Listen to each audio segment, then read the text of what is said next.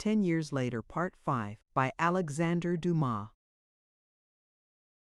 Chapter 98. M. Baisemeaux, de Montlezun's Accounts.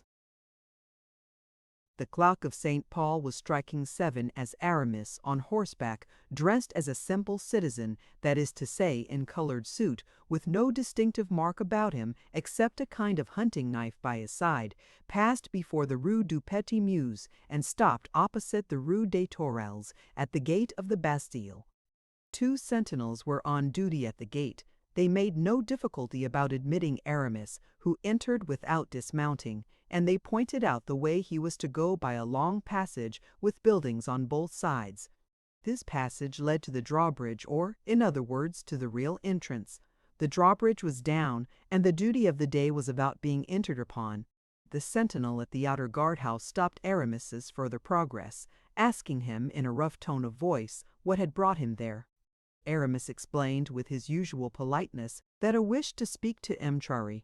Baisemeaux de Montlezun had occasioned his visit. The first sentinel then summoned a second sentinel, stationed within an inner lodge, who showed his face at the grating and inspected the new arrival most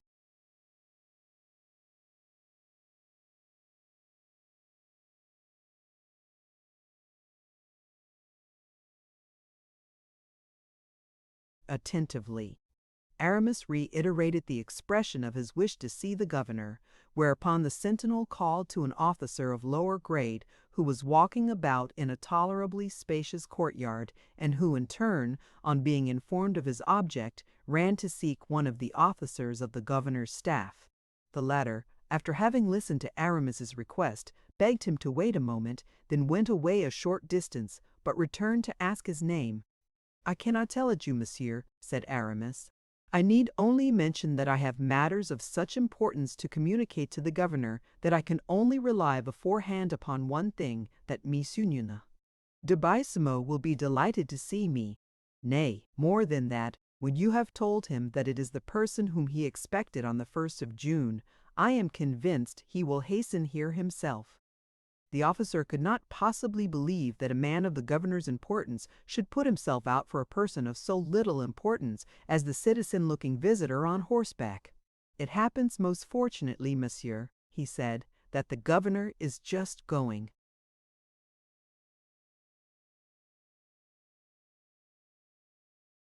out, and you can perceive his carriage with the horses already harnessed in the courtyard yonder. There will be no occasion for him to come to meet you, as he will see you as he passes by."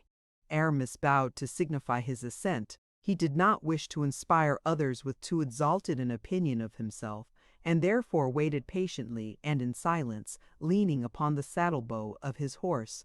10 minutes had hardly elapsed when the governor's carriage was observed to move. The governor appeared at the door and got into the carriage, which immediately prepared to start. The same ceremony was observed for the governor himself as with a suspected stranger. The sentinel at the lodge advanced as the carriage was about to pass under the arch, and the governor opened the carriage door, himself setting the example of obedience to orders, so that, in this way, the sentinel could convince himself that no one quitted the Bastille improperly.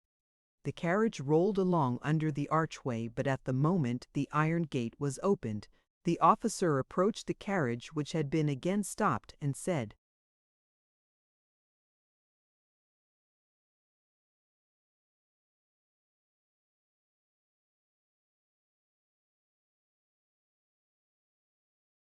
something to the governor, who immediately put his head out of the doorway and perceived Aramis on horseback at the end of the drawbridge.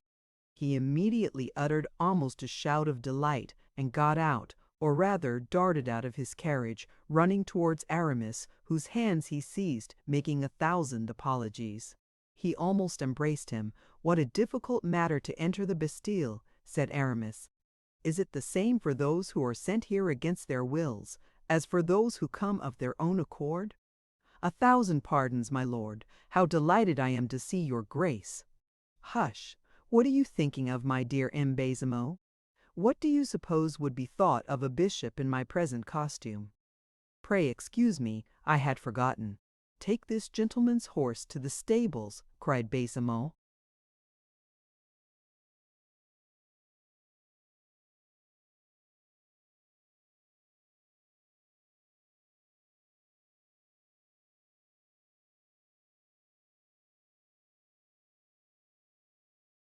No, no, said Aramis. I have 5,000 pistols in the saddlebags. The governor's countenance became so radiant that if the prisoners had seen him, they would have imagined some prince of the blood royal had arrived. Yes, you are right. The horse shall be taken to the government house. Will you get into the carriage, my dear M. d'Herblay, and it shall take us back to my house. Get into a carriage to cross a courtyard. Do you believe I am so great an invalid? No, no, we will go on foot. Baisemeaux then offered his arm as a support, but the prelate did not accept it. They arrived in this manner at the government house, Baisemeaux rubbing his hands and glancing at the horse from time to time, while Aramis was looking at the bleak, bare walls. A tolerably handsome vestibule and a staircase of white stone led to the governor's apartments, who crossed the antechamber, the dining room, where breakfast was being prepared, opened a small side door, and closeted himself with his guest in a large cabinet, the windows of which opened obliquely upon the courtyard and the stables. Baisemeaux installed the prelate with that all-inclusive politeness of which a good man or a grateful man alone possesses the secret. An armchair, a footstool, a small table beside him on which to rest his hand, everything was prepared by the governor himself. With his own hands, too, he placed upon the table, with much solicitude, the bag containing the gold, which one of the soldiers had brought up with the most respectful devotion. And the soldier having left the room, Baisemeaux himself closed the door after him, drew aside one of the window curtains, and looked steadfastly at Aramis to see if the prelate required anything further. "Well, my lord," he said, still standing up, "of all men of their word, you still continue to be the most punctual. In matters of business, dear Imbal, de Baisemeaux, exactitude is not a virtue only."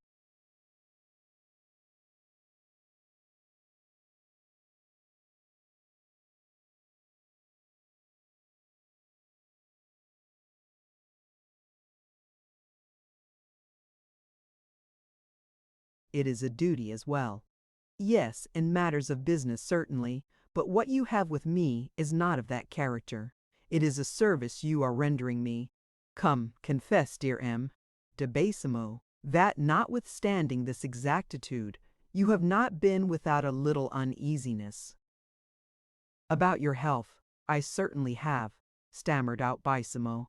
I wished to come here yesterday, but I was not able, as I was too fatigued, continued Aramis.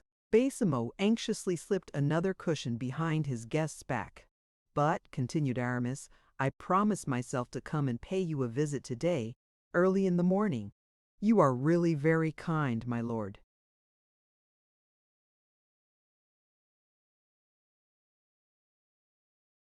And it was a good thing for me I was punctual, I think. What do you mean? Yes, you were going out. At which latter remark, Baisemeaux colored and said, "It is true I was going out." "Then I prevent you," said Aramis, whereupon the embarrassment of Baisemeaux became visibly greater. "I am putting you to inconvenience," he continued, fixing a keen glance upon the poor governor. "If I had known that, I should not have come. How can your lordship imagine that you could ever inconvenience me? Confess you were going in search of money." "No," stammered out Baisemeaux. "No, I assure you I was going to."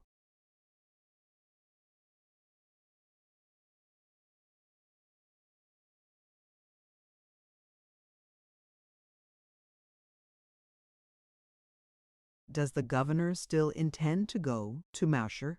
suddenly called out the major from below. Baisemeaux ran to the window like a madman.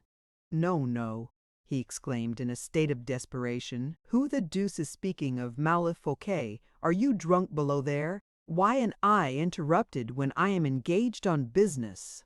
"You are going to Meme Fouquet's," said Aramis, biting his lips, "to M. Fouquet the Abbé, or the superintendent." Baisemeaux almost made up his mind to tell an untruth, but he could not summon courage to do so. "To the superintendent," he said. "It is true, then, that you are in want of money, since you are going to a person who gives it away. I assure you, my lord."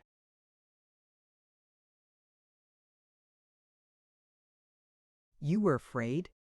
My dear lord, it was the uncertainty and ignorance in which I was as to where you were to be found. You would have found the money you require at Emmanuel Fouquet's, for he is a man whose hand is always open. I swear that I should never have ventured to ask M. Fouquet for money. I only wished to ask him for your address. To ask M. Fouquet for my address? Exclaimed Aramis, opening his eyes in real astonishment. Yes, said Baisemeaux, greatly disturbed by the glance which the prelate fixed upon him. At M. Fouquet, certainly.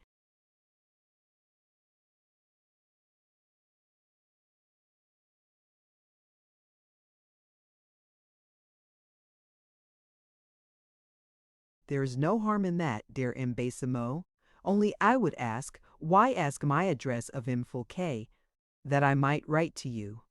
I understand, said Aramis, smiling. But that is not what I meant. I do not ask you what you required my address for. I only ask why you should go to M. Fouquet for it. Oh, said Baisemeaux, as Belle Isle is the property of M. Fouquet, and as Belle Isle is in the diocese of Vannes, and as you are Bishop of Vannes. But, my dear Baisemeaux, since you knew I was Bishop of Vannes, you had no occasion to ask M. Fouquet for my address. Well, monsieur, said Baisemeaux, completely at bay. If I have acted indiscreetly, I beg your pardon most sincerely.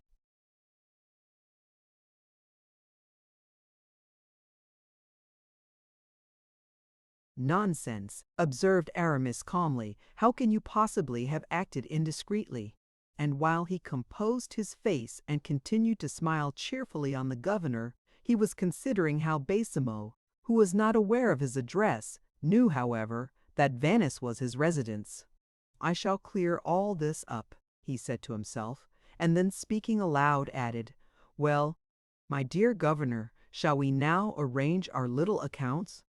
I am at your orders, my lord, but tell me beforehand, my lord, whether you will do me the honor to breakfast with me as usual. Very willingly indeed. Ties well, said Baisemeaux, as he struck the bell before him 3 times. What does that mean? Inquired Aramis. That I have someone to breakfast with me, and that preparations are to be.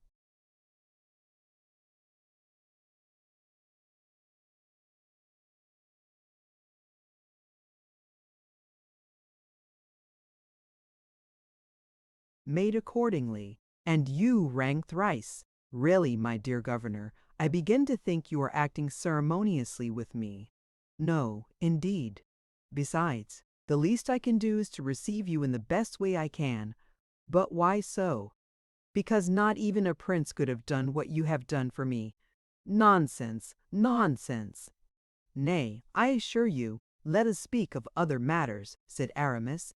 Or, rather, tell me how your affairs here are getting on.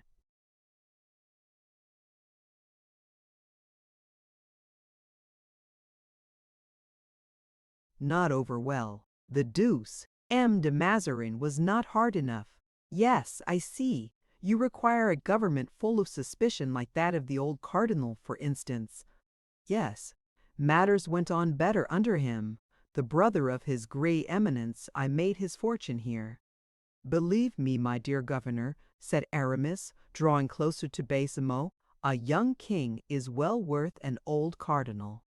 Youth has its suspicions, its fits of anger, its prejudices, as old age has its hatreds, its precautions, and its fears. Have you paid your 3 years' profits to Louviere and Tremblay?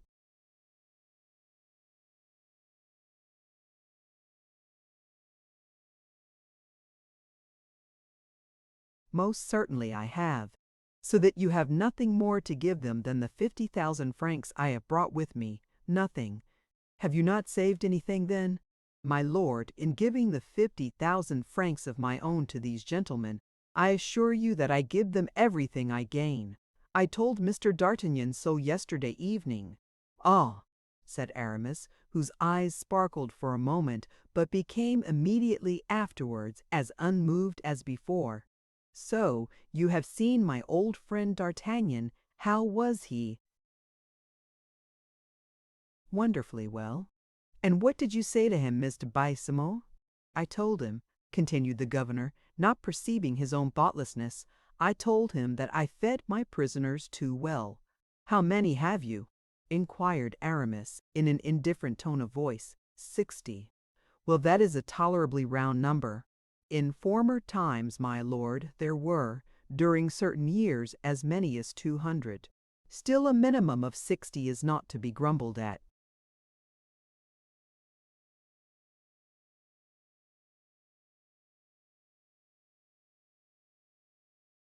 "Perhaps not. For, to anybody but myself, each prisoner would bring in 250 pistoles. For instance, for a prince of the blood I have 50 francs a day." "Only you have no prince of the blood." "At least I suppose so," said Aramis, with a slight tremor in his voice. "No, thank heaven. I mean, no, unfortunately." "What do you mean by unfortunately?" "Because my appointment will be improved by it." "So, 50 francs per day for a prince of the blood, 36 for a marechal of France." "But you have as many marechals of France, I suppose, as you have princes of the blood?"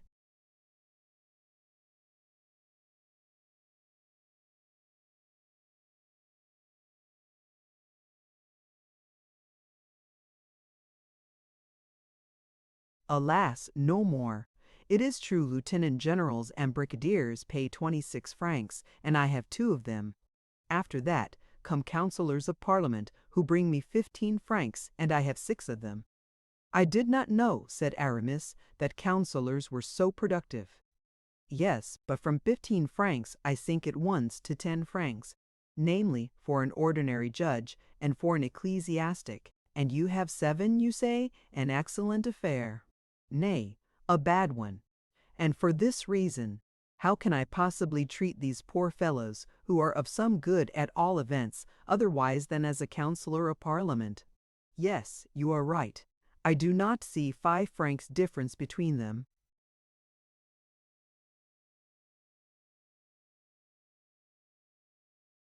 "You understand. If I have a fine fish, I pay 4 or 5 francs for it. If I get a fine fowl, it costs me a franc and a half. I fatten a good deal of poultry, but I have to buy grain, and you cannot imagine the army of rats that infest this place. Why not get half a dozen cats to deal with them?" "Cats, indeed. Yes, they eat them. But I was obliged to give up the idea, because of the way in which they treated my grain. I have been obliged to have some terrier dogs sent me from England to kill the rats. These dogs, unfortunately, have tremendous appetites. They eat as much as a prisoner of the 5th order, without taking into account the rabbits and fowls they kill." Was Aramis really listening or not?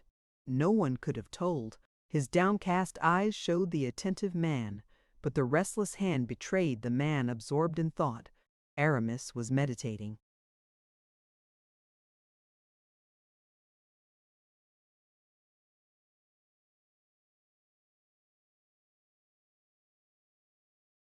"I was saying," continued Baisemeaux, "that a good-sized fowl cost me a franc and a half, and that a fine fish cost me 4 or 5 francs.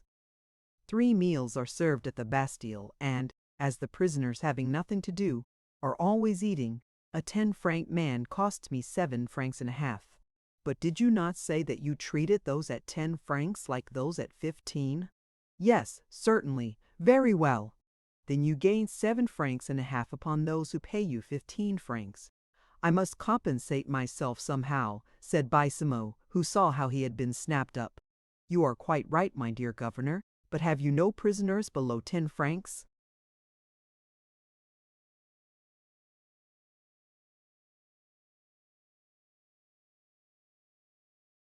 "Oh, yes, we have citizens and barristers at 5 francs.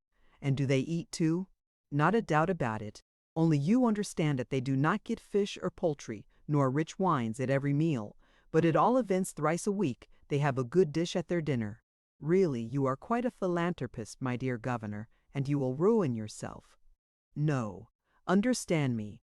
When the 15-franc has not eaten his fowl, or the 10-franc has left his dish unfinished, I send it to the 5-franc prisoner. It is a feast for the poor devil, and one must be charitable, you know."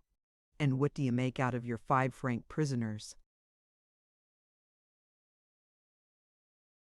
"A franc and a half. Baisemeaux, you're an honest fellow. In honest truth I say so.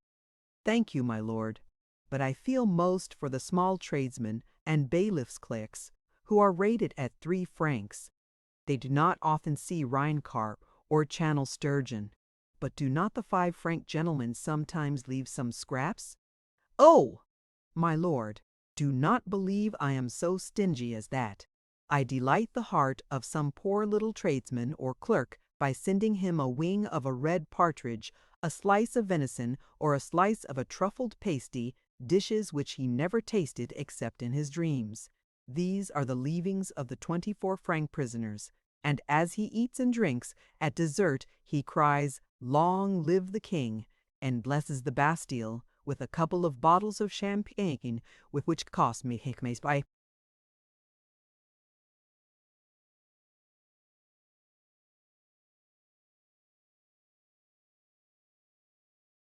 Sunday. That class of people call down blessings upon me, and are sorry to leave the prison. Do you know that I have remarked, and it does me infinite honor, that certain prisoners who have been set at liberty have almost immediately afterwards got imprisoned again? Why should this be the case, unless it be to enjoy the pleasures of my kitchen? It is really the fact. Aramis smiled with an expression of incredulity. You smile, said Baisemeaux. I do, returned Aramis. I tell you that we have names which have been inscribed on our books thrice in the space of 2 years. I must see it before I believe it, said Aramis.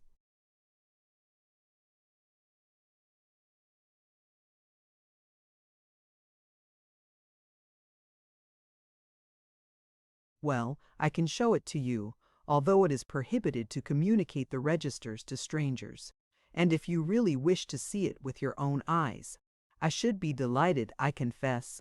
Very well, said Baisemeaux, and he took out of a cupboard a large register.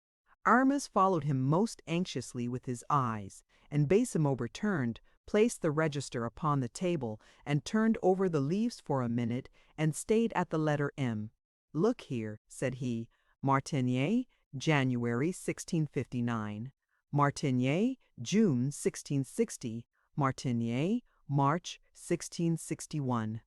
Mazarinatis, etc. You understand it was only a pretext. People were not sent to the Bastille for jokes against Mahanger. Mazarin. The fellow denounced himself in order to get imprisoned here.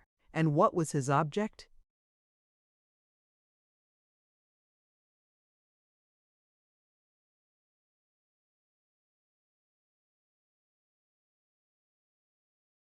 None other than to return to my kitchen at 3 francs a day. 3 francs, poor devil! The poet, my lord, belongs to the lowest scale, the same style of board as the small tradesman and bailiff's clerk. But I repeat, it is to those people only that I give these little surprises. Aramis mechanically turned over the leaves of the register, continuing to read the names, but without appearing to take any interest in the names he read. In 1661, you perceive, said Baisemeaux, 80 entries, and in 1659, 80 also. Ah, said Aramis, Selden, I seem to know that name. Was it not you who spoke to me about a certain young man? Yes, a poor devil of a student who made, what do you call that, where 2 Latin verses rhyme together? A distich, yes, that is it. Poor fellow, for a distich. Do you know that he made this distich against the Jesuits? That makes no difference. The punishment seems very severe. Do not pity him. Last year you seemed to interest yourself in him. Yes, I did so. Well, as your interest is all-powerful here, my lord, I have treated him since.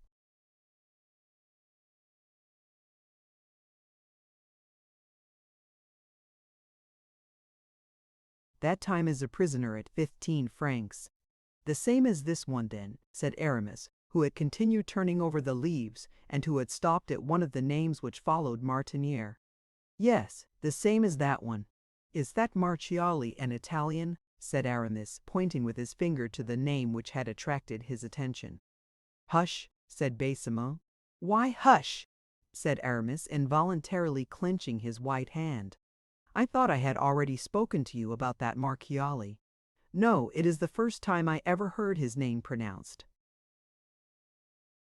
That may be, but perhaps I have spoken to you about him without naming him. Is he an old offender? Asked Aramis, attempting to smile. On the contrary, he is quite young. Is his crime, then, very heinous? Unpardonable? Has he assassinated anyone? Bah! An incendiary, then. Bah!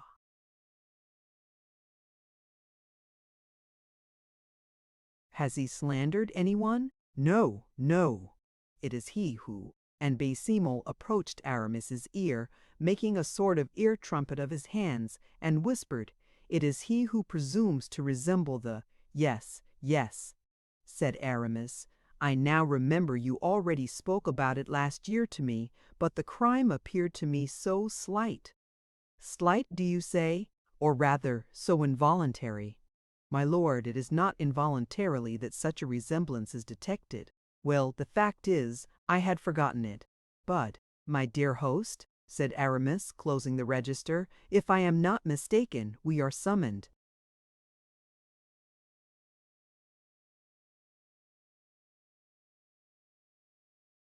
Baisemeaux took the register, hastily restored it to its place in the closet, which he locked, and put the key in his pocket. "Will it be agreeable to your lordship to breakfast now?" said he, "for you are right in supposing that breakfast was announced." "Assuredly, my dear governor," and they passed into the dining room.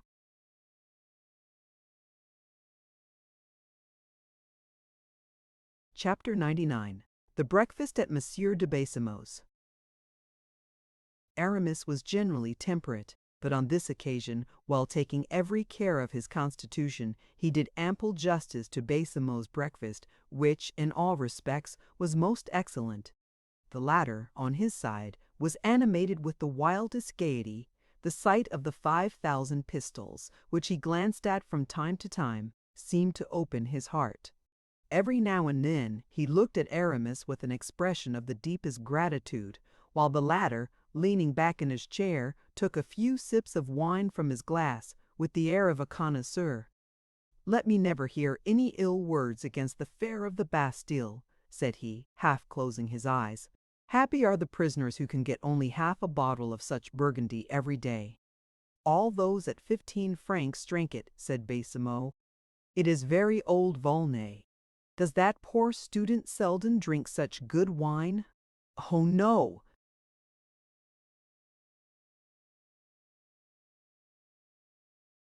"I thought I heard you say he was boarded at 15 francs. He? No, indeed. A man who makes districts distich. I mean at 15 francs. No, no. It is his neighbor who is at 15 francs. Which neighbor? The other, second Bertaudiere. Excuse me, my dear governor, but you speak a language which requires quite an apprenticeship to understand. Very true, said the governor. Allow me to explain. Second Bertaudiere is the person who occupies the second floor of the tower of the Bertaudiere. So that Bertaudiere is the name of one of the towers of the Bastille? The fact is, I think I recollect hearing that each tower has a name of its own. Whereabouts is?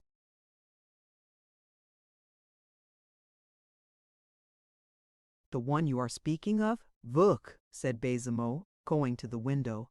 It is that tower to the left, the second one. Is the prisoner at 15 francs there? Yes. Since when? 7 or 8 years, nearly. What do you mean by nearly? Do you not know the dates more precisely? It was not in my time, M. de Kerblay, but I should have thought that Louvière or Tremblay would have told you.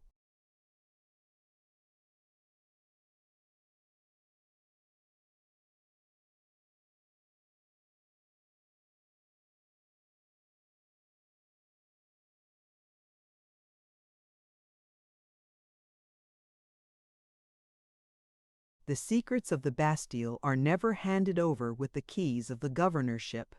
Indeed, then the cause of his imprisonment is a mystery, a state secret. Oh no, I do not suppose it is a state secret, but a secret like everything else that happens at the Bastille. But, said Aramis, why do you speak more freely of Selden than of second Bertaudiere? because, in my opinion, the crime of the man who writes a distich is not so great as that of the man who resembles. Yes, yes, I understand you. Still, do not the turnkeys talk with your prisoners? Of course. The prisoners, I suppose, tell them they are not guilty. They are always telling them that. It is a matter of course, the same song over and over again. But does not the resemblance you were speaking about just now strike the turnkeys? My dear M. Terblay, it is only for men attached to the court, as you are, to take trouble about such matters. You're right, my dear M. Baisemeaux. Let me give you another taste of this Volnay. Not a taste merely, a full glass. Fill yours too. Nay, nay, you are a musketeer still, to the very tips of your fingers, while I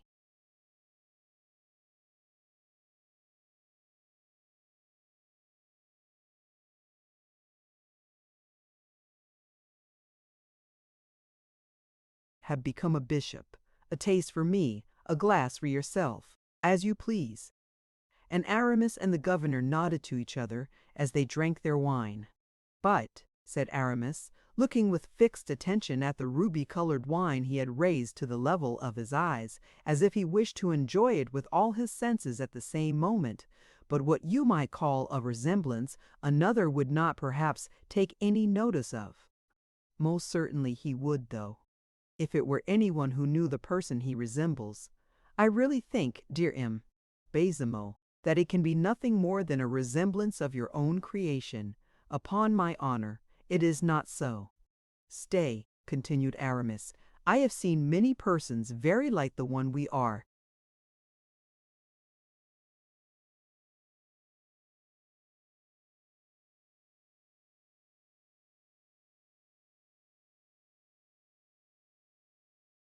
Speaking of, but out of respect, no one ever said anything about it. Very likely, because there is resemblance and resemblance. This is a striking one, and, if you were to see him, you would admit it to be so. If I were to see him indeed, said Aramis in an indifferent tone, but in all probability I never shall. Why not? Because if I were even to put my foot inside one of those horrible dungeons, I should fancy I was buried there forever. No, no, the cells are very good places to live in. I really do not and cannot believe it, and that is a fact. Pray do not speak ill of Second Bertaudiere. It is really a good room, very nicely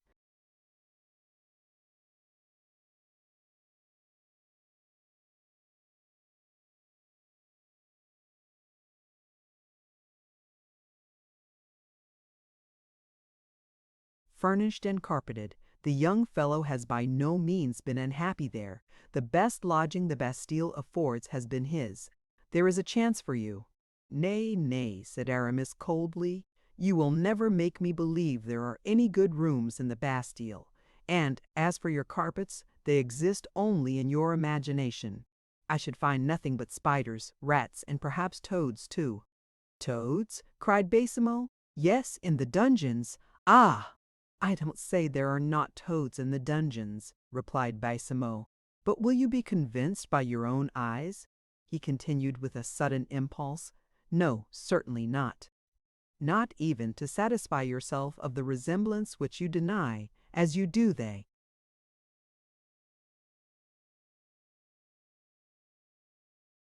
Carpets, some spectral-looking person, a mere shadow, an unhappy, dying man. Nothing of the kind as brisk and vigorous a young fellow as ever lived. Melancholy and ill-tempered then? Not at all. Very gay and lively. Nonsense, you are joking. Will you follow me? Said Baisemeaux. What for? To go the round of the Bastille.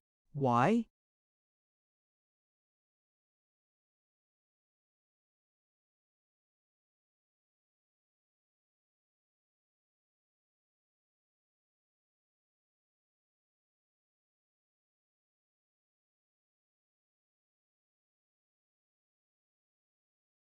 You will then see for yourself, see with your own eyes.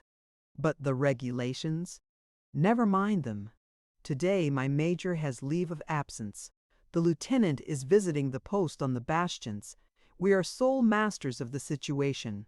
No, no, my dear governor. Why, the very idea of the sound of the bolts makes me shudder. You will only have to forget me in second or fourth Bertolliere, and then you are refusing an opportunity that may never present itself again. Do you know that, to obtain the favor I propose to you gratis, some of the princes of the blood have offered me as much as 50,000 francs? Really? He must be worth seeing, then.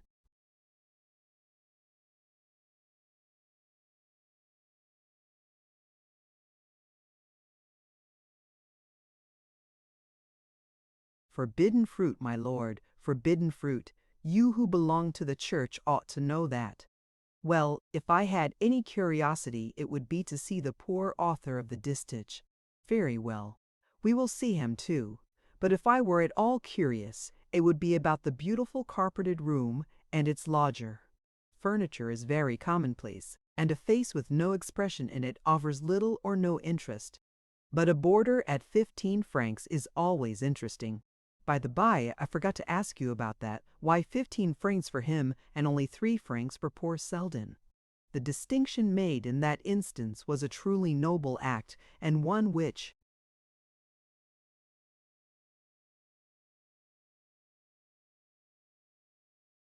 displayed the king's goodness of heart to great advantage. The king's, you say? The cardinal's, I mean. This unhappy man, said MP, Mazarin, is destined to remain in prison forever. Why so?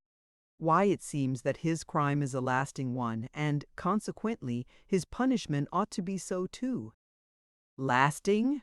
No doubt of it, unless he is fortunate enough to catch the smallpox, and even that is difficult, for we never get any impure air here.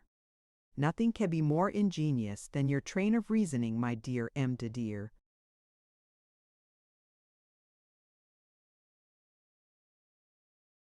Baisemeaux. Do you, however, mean to say that this unfortunate man must suffer without interruption or termination? I did not say he was to suffer, my lord. A 15-franc boarder does not suffer. He suffers imprisonment at all events. No doubt, there is no help for that, but this suffering is sweetened for him. You must admit that this young fellow was not born to eat all the good things he does eat. For instance, such things as we have on the table now, this pasty that has not been touched, these crawfish from the river Marne, of which we have hardly taken any, and which are almost as large as lobsters.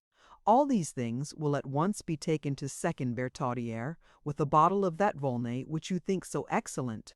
After you have seen it, you will believe it, I hope. Yes, my dear governor, certainly, but all this time you are thinking only of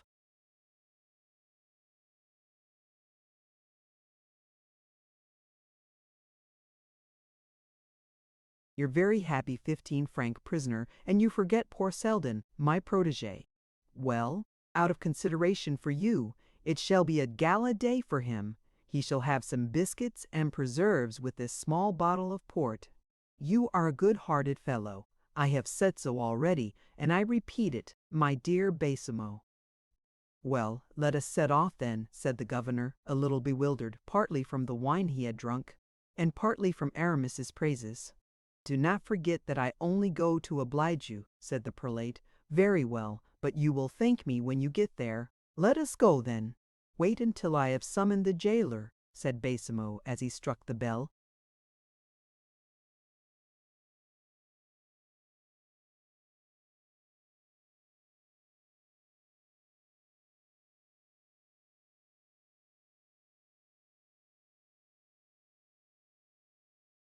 Twice, at which summons a man appeared. I am going to visit the towers, said the governor. No guards, no drums, no noise at all. If I were not to leave my cloak here, said Aramis, pretending to be alarmed, I should really think I was going to prison on my own account. The jailer preceded the governor, Aramis, walking on his right hand.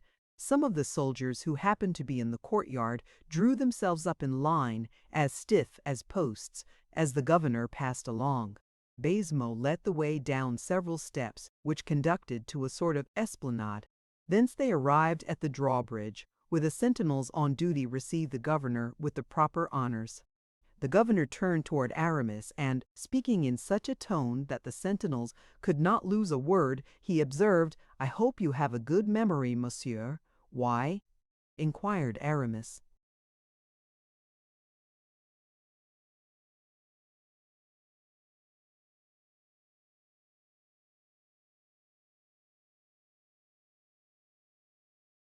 "On account of your plans and your measurements, for you know that no one is allowed, not architects even, to enter where the prisoners are with paper, pens, or pencil." "Good," said Aramis to himself. "It seems I am an architect, then. It sounds like one of D'Artagnan's jokes, who perceived in me the engineer of Belle Isle." Then he added aloud, "Be easy on that score, monsieur. In our profession, a mere glance and a good memory are quite sufficient." Baisemeaux did not change countenance, and the soldiers took Aramis for what he seemed to be. "Very well, we will first visit La Bertaudiere," said Baisemeaux, still intending the sentinels to hear him. Then, turning to the jailer, he added, "You will take the opportunity of carrying to number 2 the few dainties I pointed out." "Dear M." To Baisemeaux, said Aramis, "You are always forgetting number 3.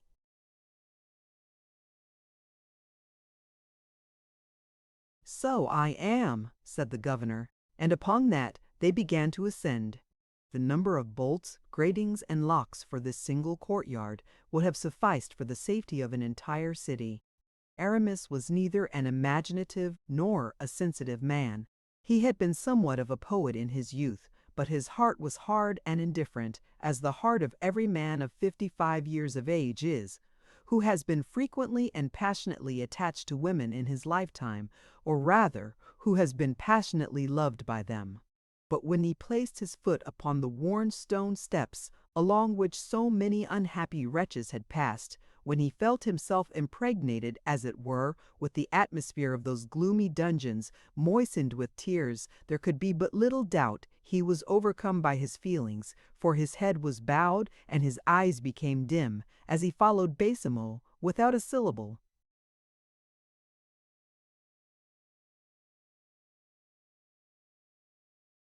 Chapter 100. The second floor of La Bertaudiere.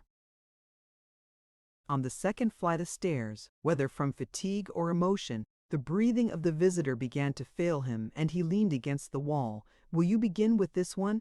said Baisemeaux.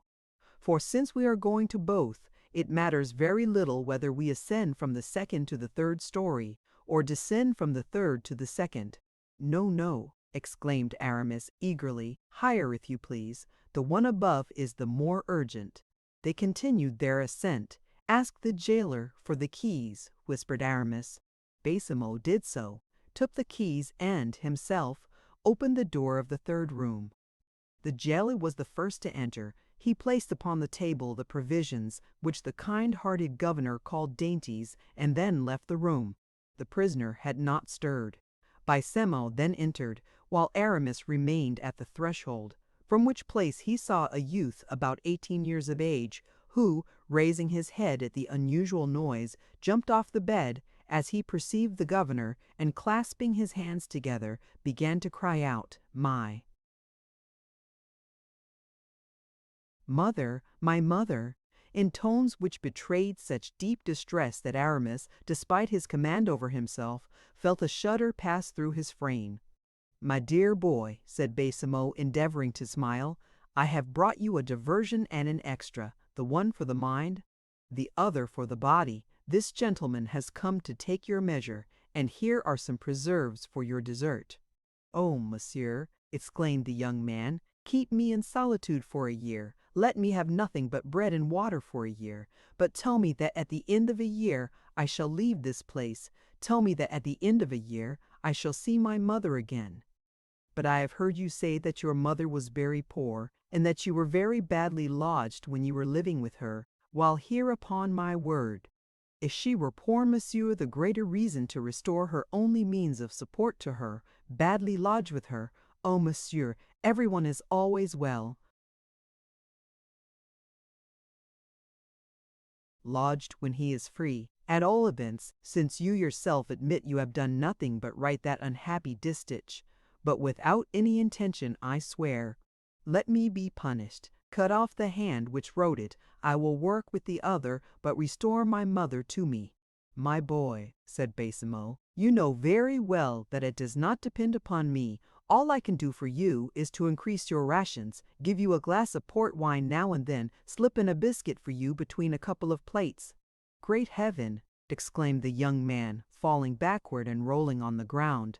Aramis, unable to bear this scene any longer, withdrew as far as the landing. Unhappy, wretched man, he murmured.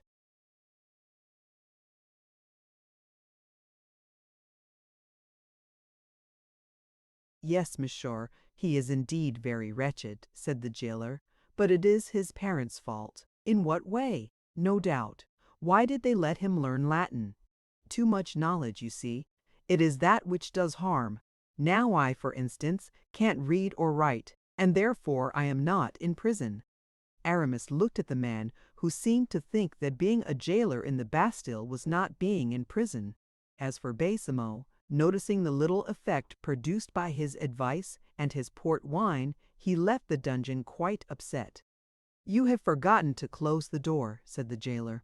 So I have, said Baisemeaux. There are the keys. Do you do it? I will solicit the pardon of that poor boy, said Aramis. And if you do not succeed, said Baisemeaux, at least beg that he may be.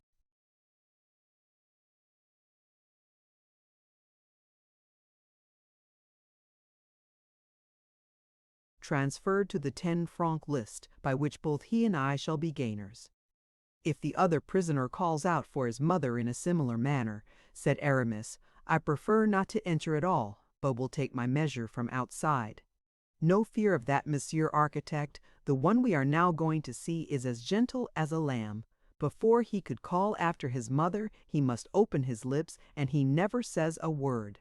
Let us go in, then, said Aramis gloomily. Are you the architect of the prisons, monsieur? Said the jailer. I am. It is odd, then, that you are not more accustomed to all this. Aramis perceived that, to avoid giving rise to any suspicions, he must summon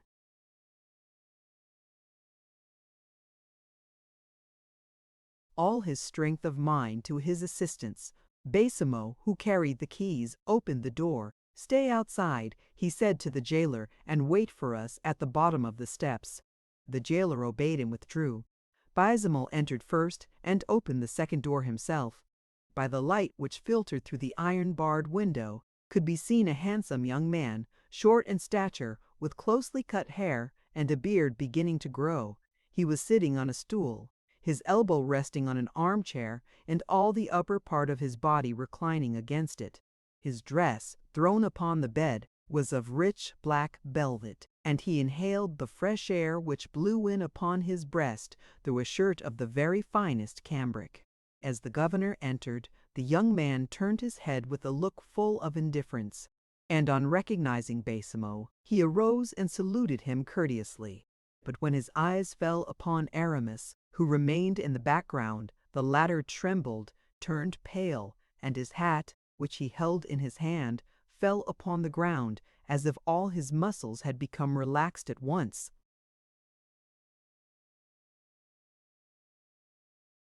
Baisemeaux, habituated to the presence of his prisoner, did not seem to share any of the sensations which Aramis experienced, but, with all the zeal of a good servant, he busied himself in arranging on the table the pasty and crawfish he had brought with him. Occupied in this manner, he did not remark how disturbed his guest had become. When he had finished, however, he turned to the young prisoner and said, "You are looking very well, are you so?" "Quite well, I thank you, monsieur," replied the young man.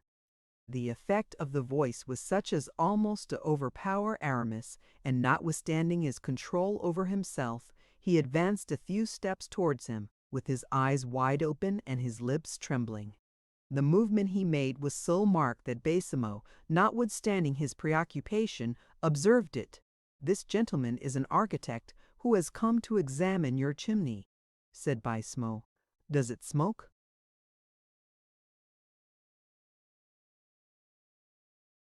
Never, monsieur. You were saying just now, said the governor, rubbing his hands together, that it was not possible for a man to be happy in prison. Here, however, is one who is so. You have nothing to complain of, I hope. Nothing. Do you ever feel weary? Said Aramis. Never. Ha ha, said Bassemo in a low tone of voice. Was I right? Well, my dear governor, it is impossible not to yield to evidence. Is it allowed to put any question to him? As many as you like.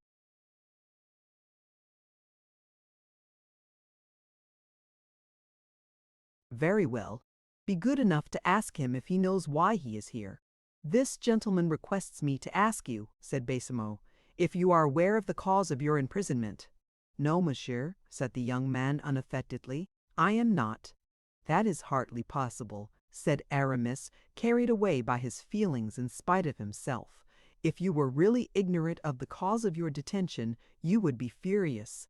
I was so during the early days of my imprisonment.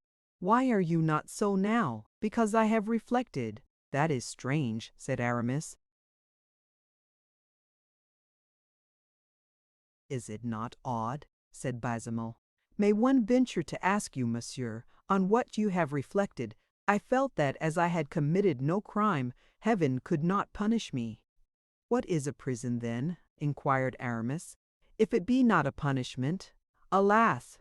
I cannot tell, said the young man. All that I can tell you now is the very opposite of what I felt 7 years ago. To hear you converse, to witness your resignation, one might almost believe that you liked your imprisonment. I endure it, in the certainty of recovering your freedom some day, I suppose.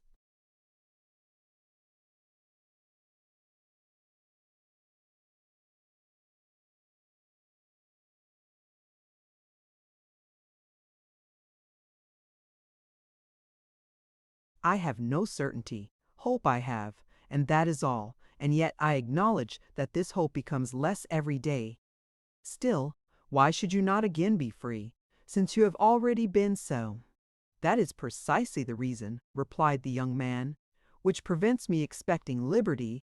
Why should I have been imprisoned at all if it had been intended to release me afterwards? How old are you? I do not know. What is your name? I have forgotten the name by which I was called. Who are your parents? I never knew them, but those who brought you up, they did not call me their son. Did you ever love anyone before coming here? I loved my nurse and my flowers. Was that all? I also loved my valet. Do you regret your nurse and your valet? I wept very much when they died. Did they die since you have been here, or before you came? They died the evening before I was carried off. Both at the same time? Yes, both at the same time. In what manner were you carried off? A man came for me, directed me to get into a carriage, which was closed and locked, and brought me here. Would you be able to recognize that man again? He was masked. Is not this an extraordinary tale? Said Bassemo in a low tone of voice to Aramis, who could hardly breathe.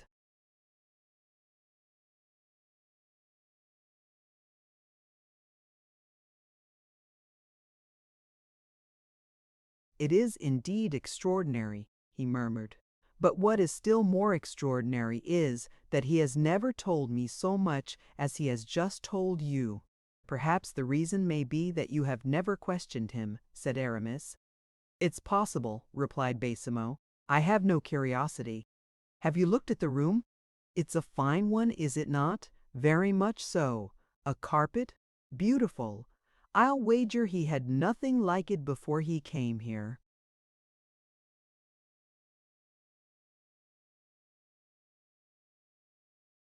I think so too. And then again, turning towards the young man, he said, Do you not remember to have been visited at some time or another by a strange lady or gentleman? Yes, indeed.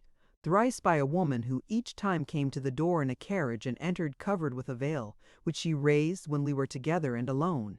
Do you remember that woman? Yes. What did she say to you?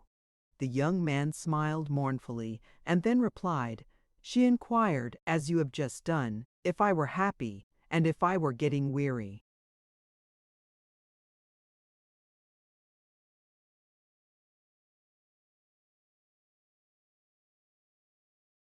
What did she do on arriving and on leaving you?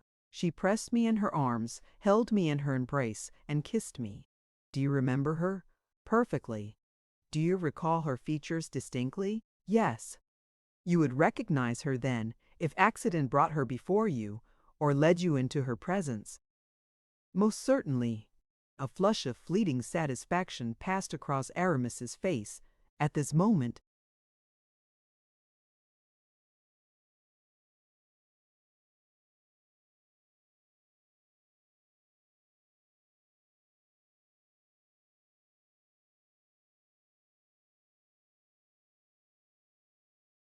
Baisemeaux heard the jailer approaching.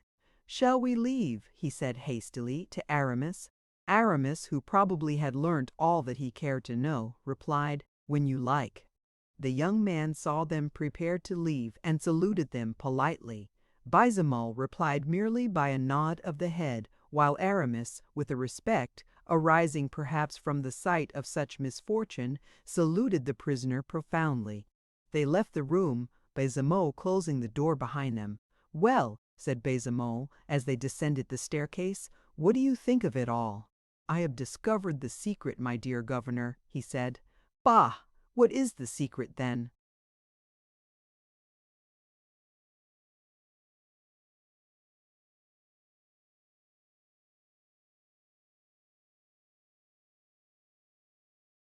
"A murder was committed in that house." "Nonsense! But attend, the valet and nurse died the same day." "Well, and by poison. What do you think?" "That it is very likely to be true." "What? That that young man is an assassin? Who said that? What makes you think that poor young fellow could be an assassin?" "The very thing I was saying. A crime was committed in his house," said Aramis.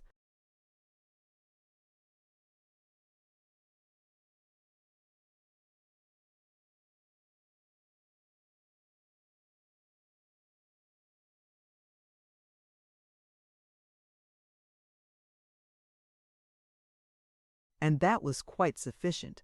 Perhaps he saw the criminals, and it was feared that he might say something.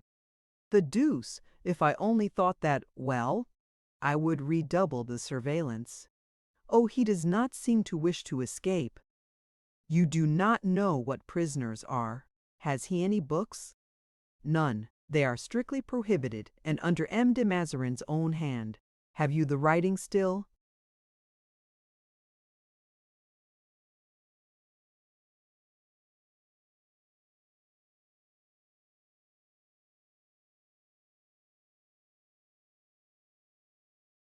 Yes, my lord. Would you like to look at it as you return to take your cloak? I should, for I like to look at autographs. Well then, this one is of the most unquestionable authenticity. There is only one erasure. An erasure! And in what respect? With respect to a figure. At first there was written, to be boarded at 50 francs, as princes of the blood, in fact. But the cardinal must have seen his mistake, you understand, for he cancelled the 0 and has added a 1 before the 5. But, by the by, what?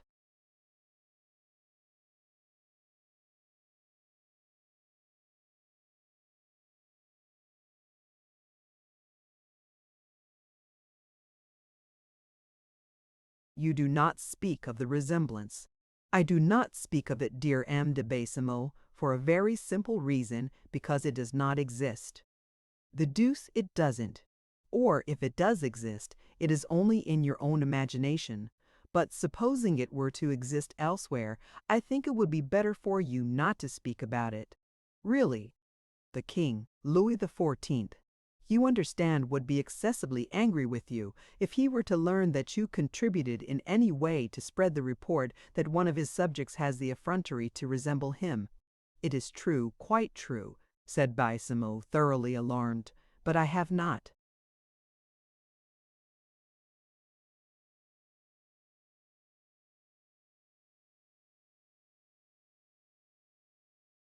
spoken of the circumstance to anyone but yourself, and you understand, Monseigneur, that I perfectly rely on your discretion. Oh, be easy. Do you still wish to see the note? Certainly. While engaged in this manner in conversation, they had returned to the governor's apartments. Baisemeaux took from the cupboard a private register, like the one he had already shown Aramis, but fastened by a lock, the key which opened it being one of a small bunch of keys which Baisemeaux always carried with him. Then placing the book upon the table, he opened it at the letter M, and showed Aramis the following note in the column of observations: "No books at any time. All linen and clothes of the finest and best quality to be procured. No." Exercise. Always the same jailer. No communications with anyone. Musical instruments. Every liberty and every indulgence which his welfare may require. To be boarded at 15 francs. M. Sac de Baisemeaux can claim more if the 15 francs be not sufficient. "Ah," said Baisemeaux, "now I think of it, I shall claim it." Aramis shut the book. "Yes," he said, "it is indeed M. de Mazarin's handwriting. I recognize it well. Now, my dear governor," he continued, as if this last communication had exhausted his interest, "let us now turn to our own little affairs. Well, what time for repayment do you wish me to take? Fix it yourself. There need not be any particular period fixed. Give me a simple acknowledgment for 150,000 francs.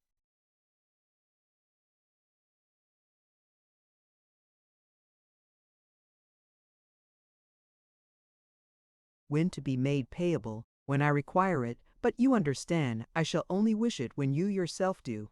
"Oh, I am quite easy on that score," said Baisemeaux, smiling. "But I have already given you 2 receipts." "Which I now destroy," said Aramis.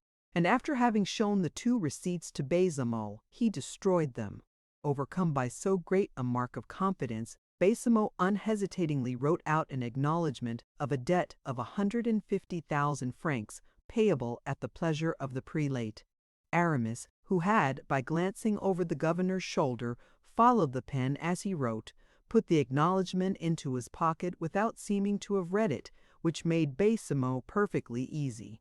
"Now," said Aramis, "you will not be angry with me if I were to carry off one of your prisoners."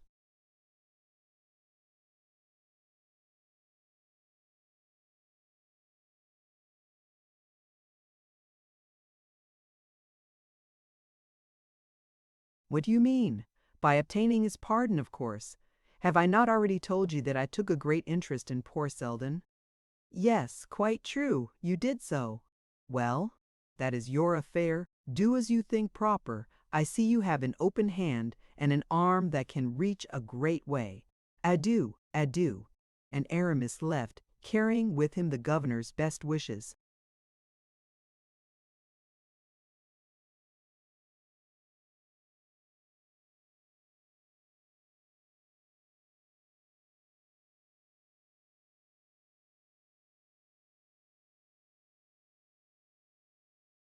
Chapter 101.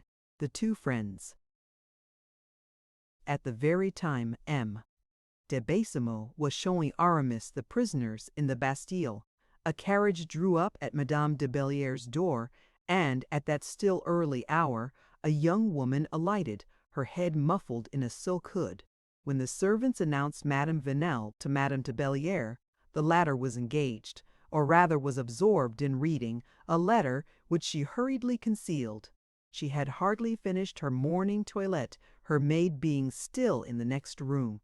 At the name, at the footsteps of Marguerite Vanel, Madame de Belliere ran to meet her.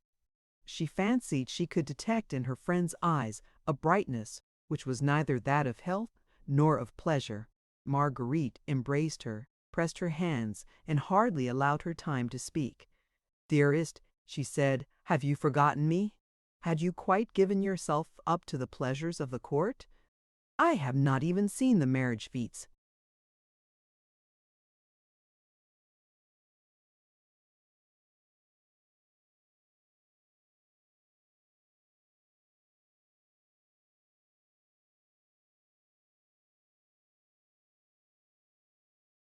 "What are you doing with yourself, then? I am getting ready to leave for Belliere. For Belliere? Yes. You are becoming rustic in your tastes, then. I delight to see you so disposed. But you are pale. No, I am perfectly well. So much the better. I was becoming uneasy about you. You do not know what I have been told. People say so many things.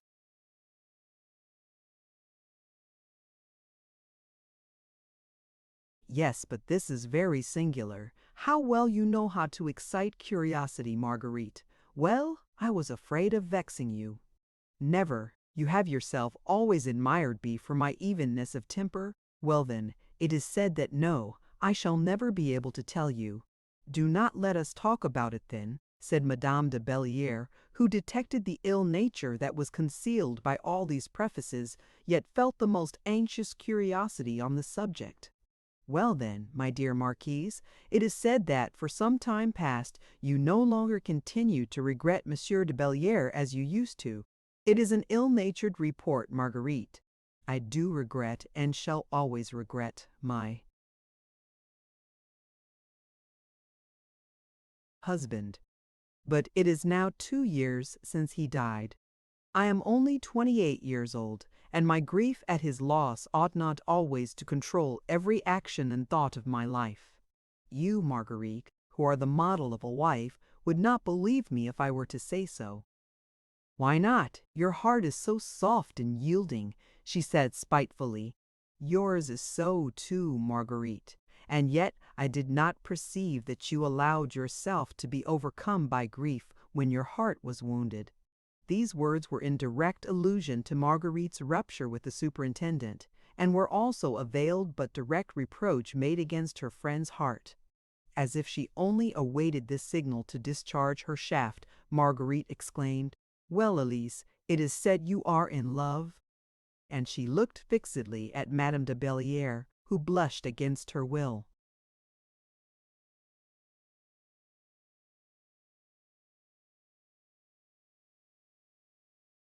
"Women never escape slander," replied the Marquise after a moment's pause. "No one slanders you, Elise." "What! People say that I am in love, and yet they do not slander me." "In the first place, if it be true, it is no slander, but simply a scandal-loving report. In the next place, for you did not allow me to finish what I was saying, the public does not assert that you have abandoned yourself to this passion. It represents you, on the contrary, as a virtuous but loving woman, defending yourself with claws and teeth, shutting yourself up in your own house, as in a fortress. In other respects, as impenetrable as that of Denis, notwithstanding Denis's tower was made of brass. You are witty, Marguerite, said Madame de Belliere, angrily. You always flatter me, Elise. In short, however you are reported to be.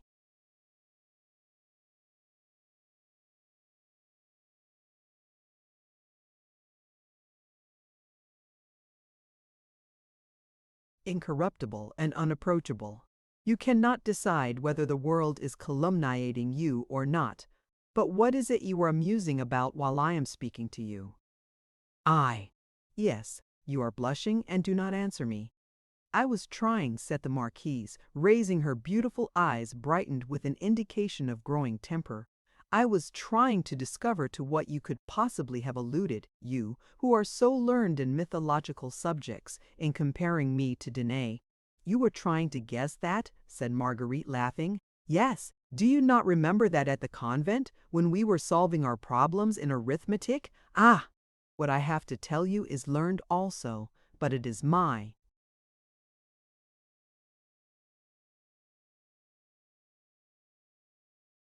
Do you not remember that if one of the terms were given, we were to find out the other? Therefore do you guess now? I cannot conjecture what you mean. And yet nothing is more simple. You pretend that I am in love, do you not? So it is said. Very well. It is not said, I suppose, that I am in love with an abstraction. There must surely be a name mentioned in this report.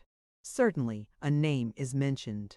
Very well. It is not surprising, then, that I should try to guess this name, since you do not tell it. My dear Marquise, when I saw you blush, I did not think you would have to.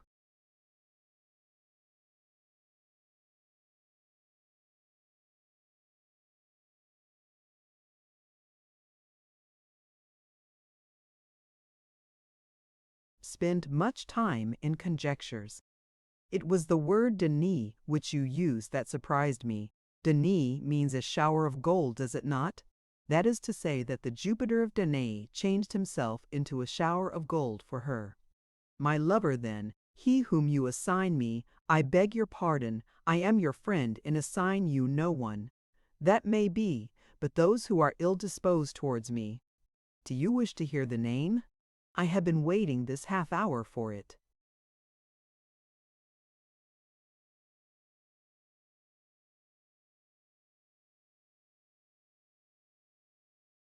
Well then, you shall hear it. Do not be shocked, he is a man high in power. Good, said the Marquise, as she clenched her hands like a patient at the approach of the knife. He is a very wealthy man, continued Marguerite. The wealthiest? It may be. In a word, it is the Marquise closed her eyes for a moment. It is the Duke of Buckingham, said Marguerite, bursting into laughter. This perfidy had been calculated with extreme ability. The name that was pronounced instead of the name which the Marquise awaited had precisely the same effect upon her as the badly sharpened axes that had hacked, without destroying, Messieurs de Chalais and de Thou upon the scaffold. She recovered herself, however, and said, I was perfectly right in saying you are a witty woman, for you are making the time pass away most agreeably. This joke is a most amusing one, for I have never seen the Duke of Buckingham. Never, said Marguerite, restraining her laughter. I've never even left my own house since the Duke has been at Paris. Oh, resumed Madame Vanel, stretching out her foot towards a paper which was lying on the carpet near the window. It is not necessary for people to see each other, since they can write. The Marquise trembled, for this paper was the envelope of the letter she was reading as her friend had entered and was sealed with the superintendent's arms. As she leaned back on the sofa on which she was sitting, Madame de Belliere covered the paper with the thick folds of her large silk dress, and so concealed it. Come, Marguerite, tell me, is it to tell me all these foolish reports that you have?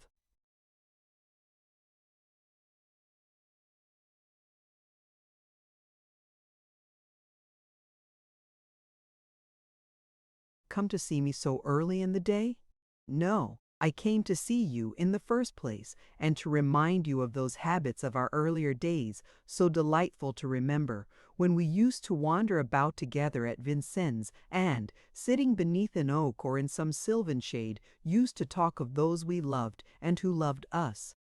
Do you propose that we should go out together now? My carriage is here, and I have 3 hours at my disposal. I am not dressed yet, Marguerite. But if you wish that we should talk together, we can, without going to the woods of Vincennes, find in my own garden here beautiful trees, shady groves, a greensward covered with daisies and violets, the perfume of which can be perceived from where we are sitting. I regret your refusal, my dear Marquise, for I wanted to pour out my whole.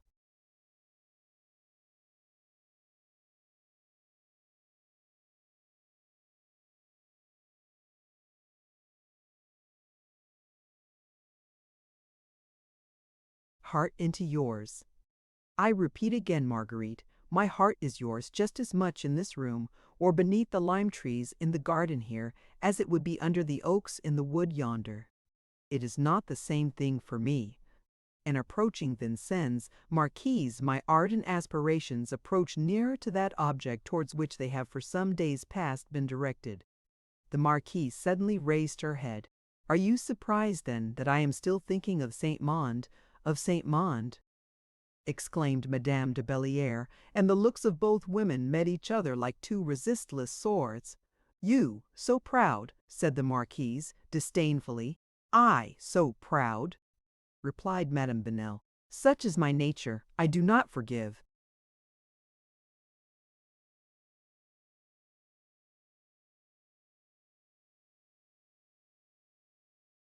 Neglect, I cannot endure infidelity. When I leave anyone who reaps at my abandonment, I feel induced still to love him. But when others forsake me and laugh at their infidelity, I love distractedly.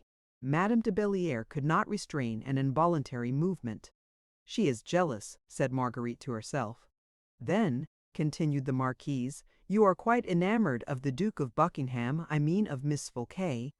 Elise felt the allusion, and her blood seemed to congeal in her heart. "And you wish to go to Vincennes, to Saint Mandy even? I hardly know what I wished. You would have advised me, perhaps. In what respect?"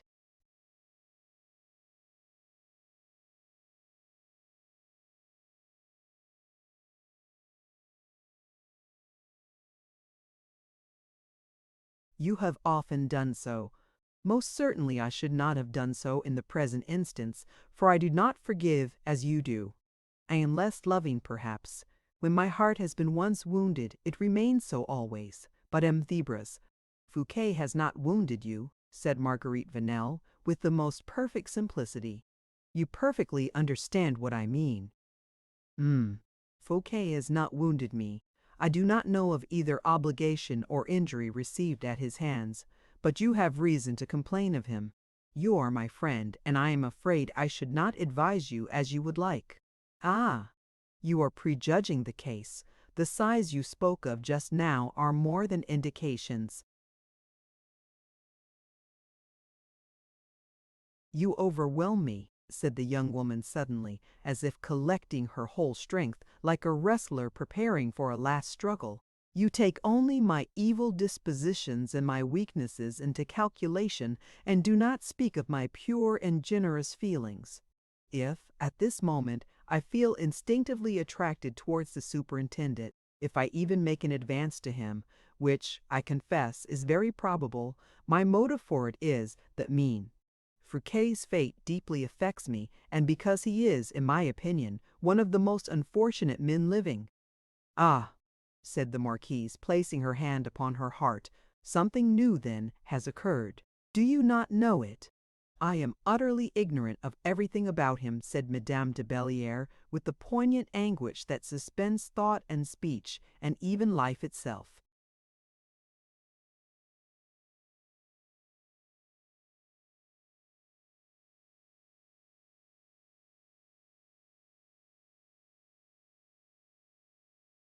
"In the first place, then, the king's favor is entirely withdrawn from M. Fouquet and conferred on M. Colbert.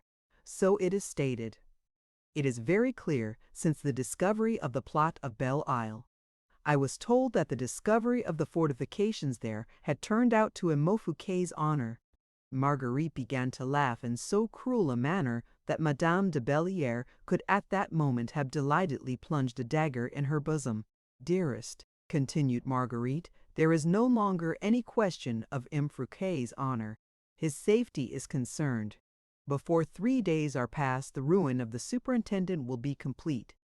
"Stay," said the marquise, in her turn smiling, "that is going a little too fast."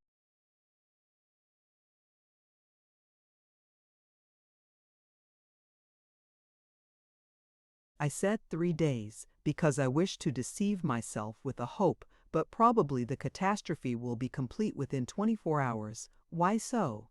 For the simplest of all reasons, that Fouquet has no more money. In matters of finance, my dear Marguerite, some are without money today, who tomorrow can procure millions. That might be M. Fouquet's case when he had two wealthy and clever friends who amassed money for him, and wrung it from every possible or impossible source, but those friends are dead. Money does not die, Marguerite. It may be concealed, but it can be looked for, sought, and found."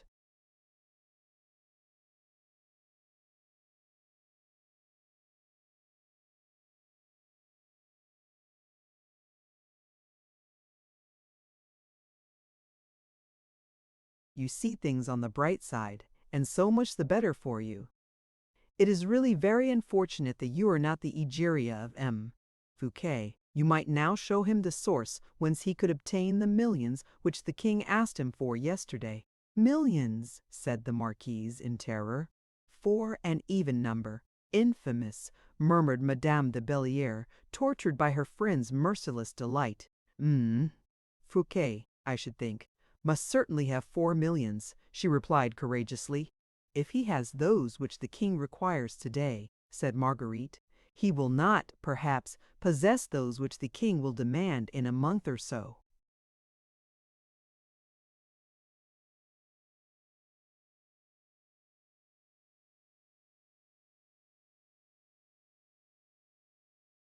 The king will exact money from him again then, no doubt. And that is my reason for saying that the ruin of poor M. Fouquet is inevitable.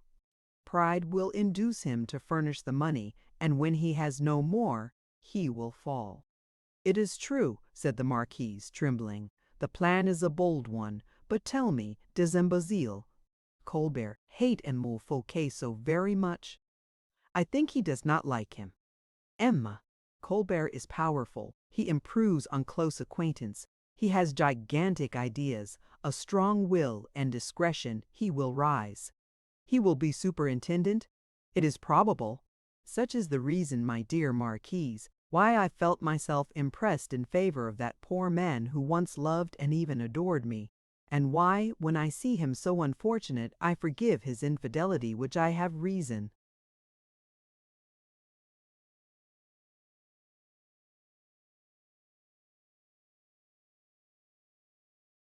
to believe he also regrets, and why, moreover, I should not have been disinclined to afford him some consolation or some good advice.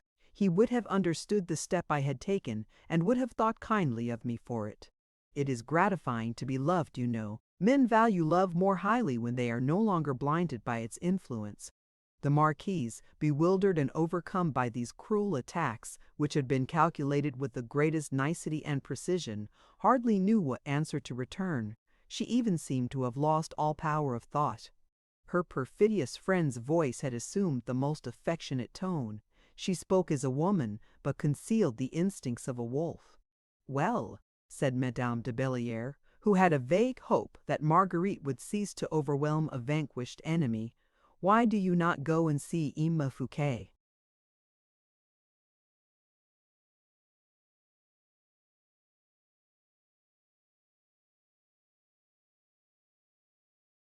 "Decidedly, Marquise, you have made me reflect. No, it would be unbecoming for me to make the first advance. M. Fouquet no doubt loves me, but he is too proud. I cannot expose myself to an affront. Besides, I have my husband to consider." "You tell me nothing?" "Very well, I shall consult M. Colbert on the subject." Marguerite rose smilingly as though to take leave, but the Marquise had not the strength to imitate her. Marguerite advanced a few paces, in order that she might continue to enjoy the humiliating grief in which her rival was plunged, and then said, suddenly, "You do not accompany me to the door, then?" The Marquise rose, pale and almost lifeless, without thinking of the envelope, which had occupied her attention so greatly at the commencement of the conversation, and which was revealed at the first step she took. She then opened the door of her oratory, and without even turning her head towards Marguerite Vanel, entered it, closing the door after her. Marguerite said, or rather muttered a few words, which Madame de Belliere did not even hear. As soon, however, as the Marquise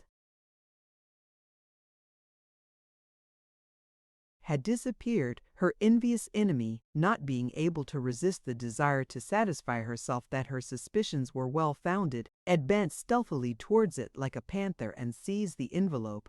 "Ah!" she said, gnashing her teeth, "it was indeed a letter from M. Fouquet she was reading when I arrived," and then darted out of the room. During this interval, the Marquise, having arrived behind the rampart, as it were, of her door, felt that her strength was failing her. For a moment she remained rigid, pale and motionless as a statue, and then, like a statue shaken on its base by an earthquake, tottered and fell inanimate on the carpet. The noise of the fall resounded at the same moment as the rolling of Marguerite's carriage leaving the hotel. Chapter 10. Madame de Belliere's plate. The blow had been the more painful on account of its being unexpected. It was some time before the Marquise recovered herself, but once recovered, she began to reflect upon the events so heartlessly announced to her. She therefore returned, at the risk even of losing her life in the way, to that train of ideas which her relentless friend had forced her to pursue. Treason, then deep menaces concealed under the semblance of public interest, such were Colbert's maneuvers. A detestable delight at an approaching downfall, untiring efforts to attain this object, means of seduction no less wicked than the crime itself. Such were the weapons Marguerite employed. The crooked atoms of Descartes triumphed. To the man without compassion was united a woman without heart. The Marquise perceived, with sorrow rather than indignation, that the king was an accomplice in the plot which betrayed the duplicity of Louis XIII. In his advanced age, and the avarice of Mazarin at a period of life when he had not had the opportunity of gorging himself with French gold. The spirit of this courageous woman soon resumed its energy, no longer overwhelmed by indulgence in compassionate lamentations. The Marquise was not one to weep when action was necessary, nor to waste time in bewailing a misfortune as long as means still existed of relieving it. For some minutes she buried her face in her cold fingers, and then, raising her head, rang for her attendants with a steady hand and with a gesture betraying a fixed determination of purpose. Her resolution was taken. "Is everything prepared for my departure?" she inquired of one of her female attendants who entered. "Yes, madame. But it was not expected that your ladyship would leave for Belliere for the next few days. All my jewels and articles of value, then, are packed up." "Yes, madame, but hitherto we have been in the habit of leaving them in Paris." "Your ladyship does not generally take your jewels with you into the country.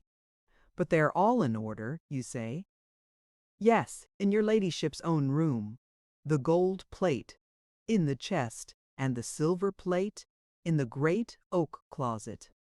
The Marquise remained silent for a few moments, and then said calmly, "Let my goldsmith be sent for." Her attendants quitted the room to execute the order. The Marquise, however,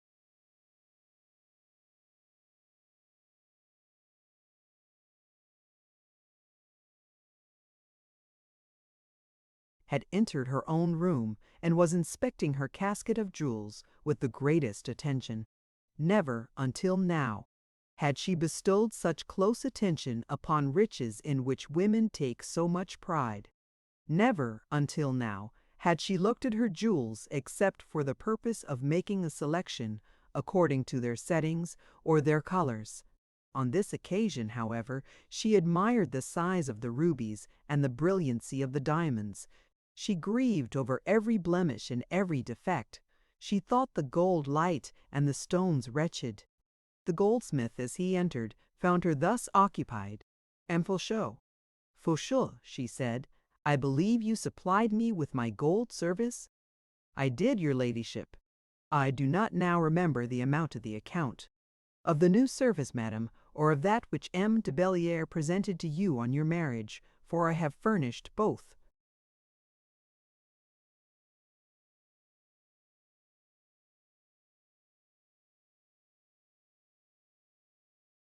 "First of all, the new one. The covers, the goblets, and the dishes, with their covers, the eau épergne, the ice pills, the dishes for the preserves, and the tea and coffee urns, cost your ladyship 60,000 francs." "No more? Your ladyship thought the account very high." Yes, yes, I remember, in fact, that it was dear, but it was the workmanship, I suppose." "Yes, madam. The designs, the chasings, all new patterns." "What proportion of the cost does the workmanship form? Do not hesitate to tell me."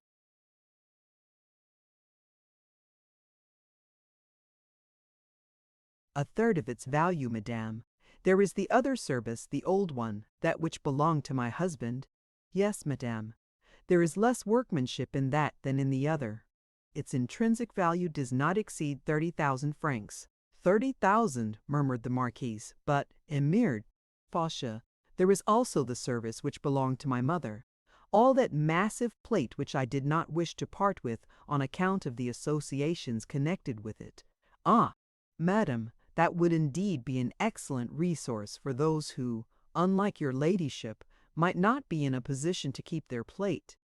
In chasing that they worked in solid metal, but that service is no longer in fashion. Its weight is its only advantage. That is all I care about. How much does it weigh?" 50,000 livres at the very least. I do not allude to the enormous vases for the buffet, which alone weigh 5,000 livres, or 10,000 the pair. 130, murmured the Marquise. You are quite sure of your figures, Fauchot? Positive, madame? Besides, there is no difficulty in weighing them. The amount is entered in my books.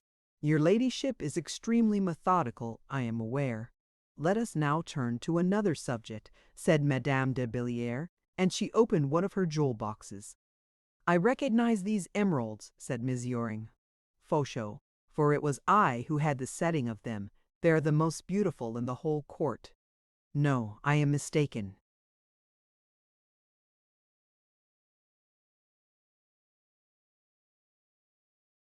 Madame de Chatillon has the most beautiful set. She had them from Messieurs de Guise. But your set, madame, comes next. What are they worth? Mounted? No, supposing I wish to sell them. I know very well who would buy them, exclaimed Monsieur Fauchot. That is the very thing I ask. They could be sold, then? All your jewels could be sold, madame. It is well known that you possess the most beautiful jewels in Paris. You are not changeable in your tastes. When you make a purchase, it is of the very best, and what you purchase you do not part with.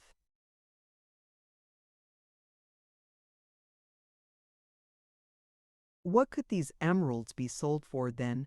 130,000 francs. The Marquise wrote down upon her tablets the amount which the jeweler mentioned. The ruby necklace, she said. Are they Balas rubies, madame?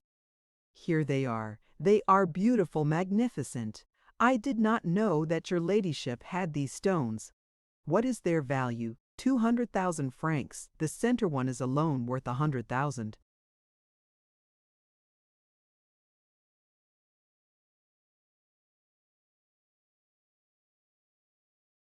I thought so, said the Marquise. As for diamonds, I have them in numbers. Rings, necklaces, sprigs, earrings, clasps.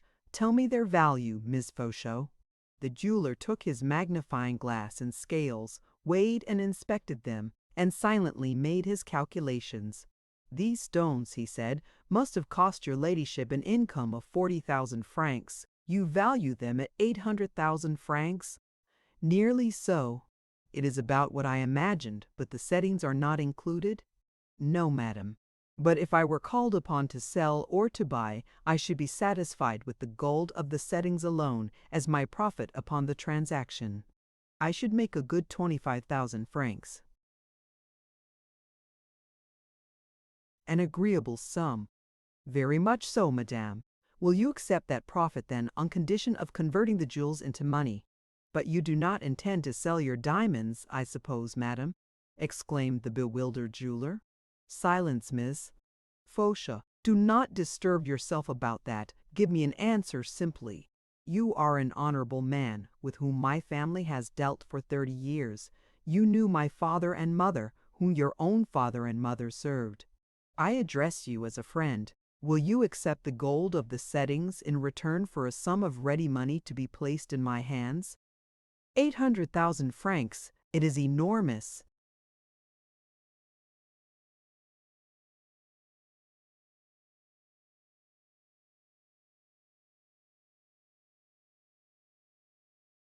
I know it. Impossible to find. Not so. But reflect, madame, upon the effect which will be produced by the sale of your jewels. No one need know it. You can get sets of false jewels made for me, similar to the real. Do not answer a word. I insist upon it. Sell them separately. Sell the stones only. In that way it is easy. Monsieur is looking out for some sets of jewels as well as single stones for Madame's toilette. There will be a competition for them. I can easily dispose of 600,000 francs worth to Monsieur. I am certain yours are the most beautiful.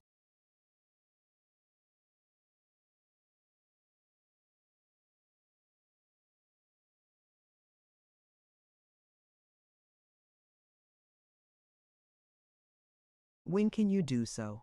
In less than 3 days' time.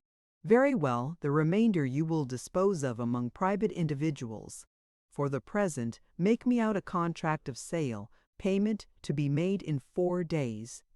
I entreat you to reflect, madame, for if you force the sale you will lose 100,000 francs. If necessary, I will lose 200. I wish everything to be settled this evening. Do you accept? I do, your ladyship. I will not conceal from you that I shall make 50,000 francs by the transaction. So much the better for you. In what way shall I have the money?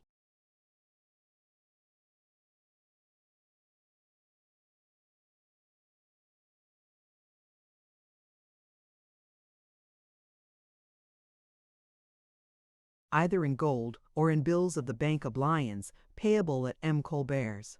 I agree, said the Marquise eagerly. Return home and bring the sum in question in notes as soon as possible.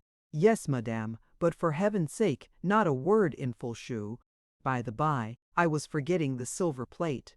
What is the value of that which I have? 50,000 francs, madame. That makes 1,000,000, said the Marquise to herself. Faucheux, you will take away with you both the gold and silver plate. I can assign, as a pretext, that I wish it remodeled on patterns more in accordance with my own taste. Melt it down, and return me its value in money at once. It shall be done, your ladyship.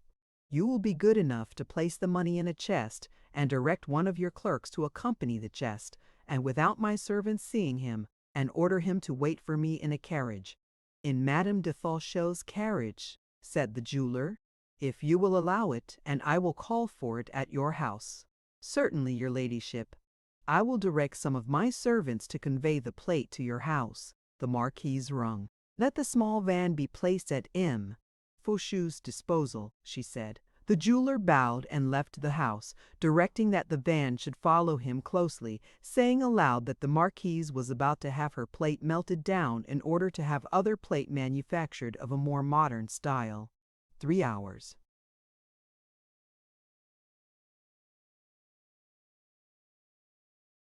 Afterwards, she went to M. Faucheux's house and received from him 800,000 francs in gold enclosed in a chest, which one of the clerks could hardly carry towards Madame Faucheux's carriage, for Madame Faucheux kept her carriage. As the daughter of a president of accounts, she had brought a marriage portion of 30,000 crowns to her husband, who was syndic of the goldsmiths. These 30,000 crowns had become very fruitful during 20 years. The jeweler, though a millionaire, was a modest man. He had purchased a substantial carriage built in 1648, 10 years after the king's birth. This carriage, or rather house upon wheels, excited the admiration of the whole quarter in which he resided. It was covered with allegorical paintings, and clouds scattered over with stars. The Marquise entered this somewhat extraordinary vehicle, sitting opposite the clerk, who endeavored to put his knees out of the way, afraid even of touching the Marquise's dress. It was the clerk, too, who told the coachman, who was very proud of having a Marquise to drive, to take the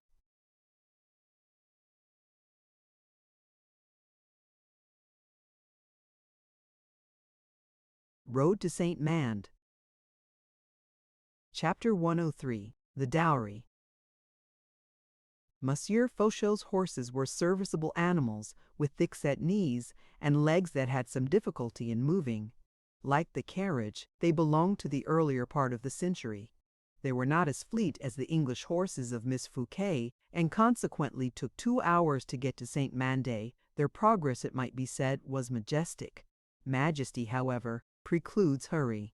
The Marquise stopped the carriage at the door so well known to her, although she had seen it only once, under circumstances, it will be remembered, no less painful than those which brought her now to it again. She drew a key from her pocket and inserted it in the lock, pushed open the door which noiselessly yielded to her touch, and directed the clerk to carry the chest upstairs to the first floor. The weight of the chest was so great that the clerk was obliged to get the coachman to assist him with it. They placed it in a small cabinet, anteroom, or boudoir rather, adjoining the saloon where we once saw Ms. Fouquet at the Marquise's feet. Madame de Belliere gave the coachman a louis, smiled gracefully at the clerk, and dismissed them both. She closed the door after them, and waited in the room, alone and barricaded. There was no servant to be seen about the rooms, but everything was prepared as though some invisible genius had divined the wishes and desires of an expected guest. The fire was laid, candles in the candelabra, refreshments upon the table, books scattered about, fresh-cut flowers in the vases. One might almost have imagined it an enchanted house. The Marquise lighted the candles, inhaled the perfume of the flowers, sat down, and was soon plunged in profound thought. Her deep musings, melancholy though they were not untinged with a certain vague joy. Spread out before her was a treasure, a million wrung from her fortune as a gleaner plucks the blue cornflower from her crown of flowers. She conjured up the sweetest dreams. Her principal thought, and one that took precedence of all others, was to devise means of leaving this money for Emile. Fouquet, without his possibly learning from whom the gift had come. This idea, naturally enough, was the first to present itself to her.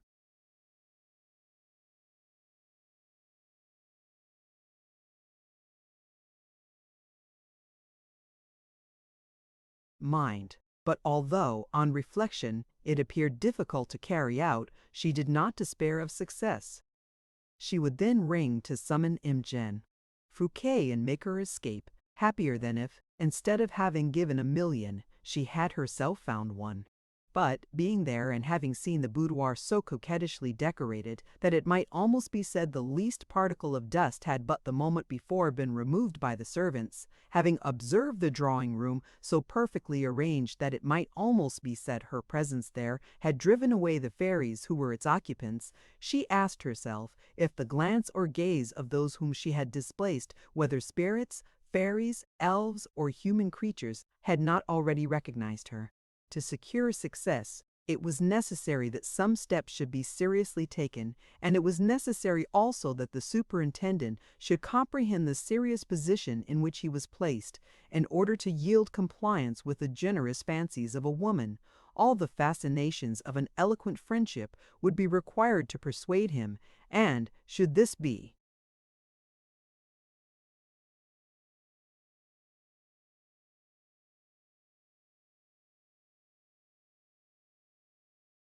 insufficient, the maddening influence of a devoted passion which, in its resolute determination to carry conviction, would not be turned aside. Was not the superintendent, indeed, known for his delicacy and dignity of feeling? Would he allow himself to accept from any woman that of which she had stripped herself? No, he would resist, and if any voice in the world could overcome his resistance, it would be the voice of the woman he loved. Another doubt, and that a cruel one, suggested itself to Madame de Belliere with a sharp, acute pain, like a dagger thrust. Did he really love her? Would that volatile mind, that inconstant heart, be likely to be fixed for a moment, even were it to gaze upon an angel? Was it not the same with Fouquet, notwithstanding his genius and his uprightness of conduct, as with those conquerors on the field of battle who shed tears when they have gained a victory? I must learn if it be so, and must judge of that for myself, said the Marquise. Who can tell whether that heart, so coveted, is not common in its impulses, and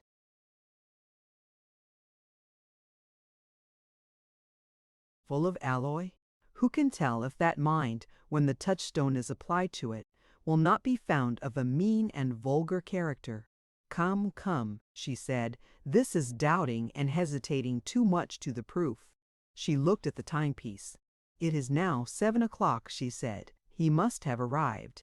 It is the hour for signing his papers. With a feverish impatience, she rose and walked towards the mirror, in which she smiled with a resolute smile of devotedness.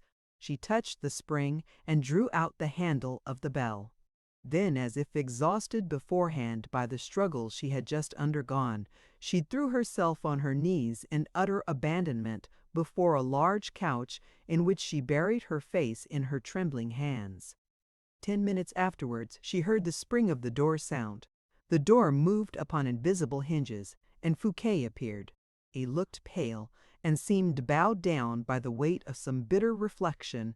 He did not hurry, but simply came at the summons. The preoccupation of his mind must indeed have been very great, that a man so devoted to pleasure, for whom indeed pleasure meant everything, should obey such a summons so listlessly. The previous night, in fact, fertile in melancholy ideas, had sharpened his features, generally so noble in their indifference of expression, and had traced dark lines of anxiety around his eyes. Handsome and noble he still was, and the melancholy expression of his mouth, a rare expression with men, gave a new character to his features, by which his youth seemed to be renewed. Dressed in black, the lace in front of his chest much disarranged by his feverishly restless hand, the looks of the superintendent, full of dreamy reflection, were fixed upon the threshold of the room which he had so frequently approached in search of expected happiness. This gloomy gentleness of manner, this smiling sadness of expression, which had replaced his former excessive joy, produced an indescribable effect upon Madame de Belliere, who was regarding him at a distance. A woman's eye can read the face of the man she loves, its every feeling of pride, its every expression of suffering. It might almost be said that heaven has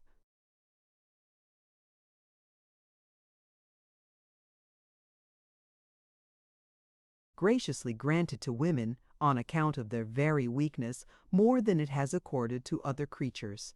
They can conceal their own feelings from a man, but from them no man can conceal his. The Marquise divined in a single glance the whole weight of the unhappiness of the superintendent. She divined a night passed without sleep, a day passed in deceptions. From that moment she was firm in her own strength, and she felt that she loved Fouquet beyond everything else. She arose and approached him, saying, "You wrote to me this morning to say you were beginning to forget me, and that I, whom you had not seen lately, had no doubt ceased to think of you. I have come to undeceive you, monsieur, and the more completely so, because there is one thing I can read in your eyes." "What is that, madame?" said Fouquet, astonished. "That you have never loved me so much as at this moment. In the same manner you can read, in my present step towards you, that I have not forgotten you."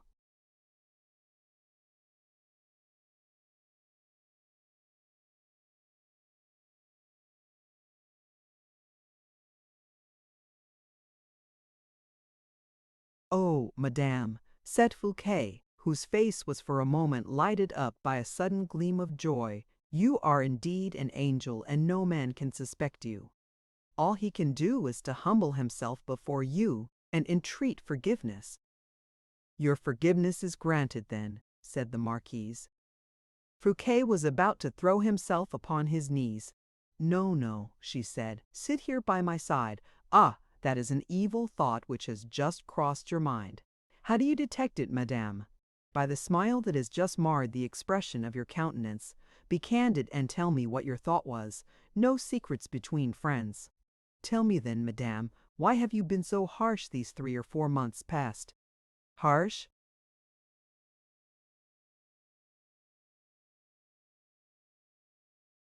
"Yes. Did you not forbid me to visit you?" "Alas!" said Madame de Belliere, sighing, "because your visit to me was the cause of your being visited with a great misfortune, because my house is watched, because the same eyes that have seen you already might see you again, because I think it less dangerous for you that I should come here than that you should come to my house, and lastly, because I know you to be already unhappy enough not to wish to increase your unhappiness further." Fouquet started, for these words recalled all the anxieties connected with his office of superintendent, he who for the last few minutes had indulged in all the wild aspirations of the lover. "I unhappy?" he said, endeavoring to smile. "Indeed, Marquise, you will almost make me believe I am so, judging from your own sadness. Are your beautiful eyes raised upon me merely in pity? I was looking for another expression from them."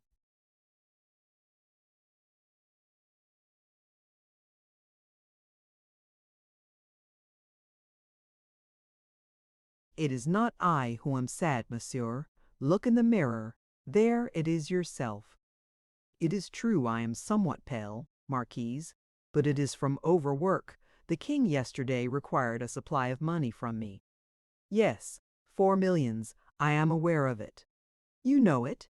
Exclaimed Fouquet in a tone of surprise. How can you have learnt it? It was after the departure of the queen, and in the presence of one person only, that the king, you perceive that I do know it, is not that sufficient. Well, go on, monsieur.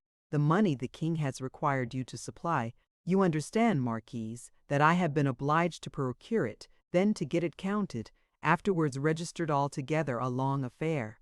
Since Monsieur de Mazarin's death, financial affairs occasion some little fatigue and embarrassment.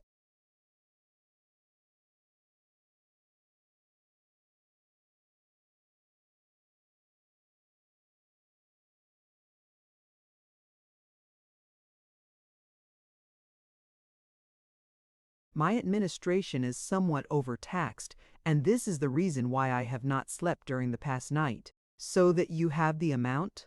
Inquired the Marquise, with some anxiety. It would indeed be strange, Marquise, replied Fouquet cheerfully, if a superintendent of finances were not to have a paltry 4 millions in his coffers. Yes, yes, I believe you either have or will have them. What do you mean by saying I shall have them? It is not very long since you were required to furnish 2 millions. On the contrary, to me it seems almost an age, but do not let us talk of money matters any longer. On the contrary, we will continue to speak of them, for that is my only reason.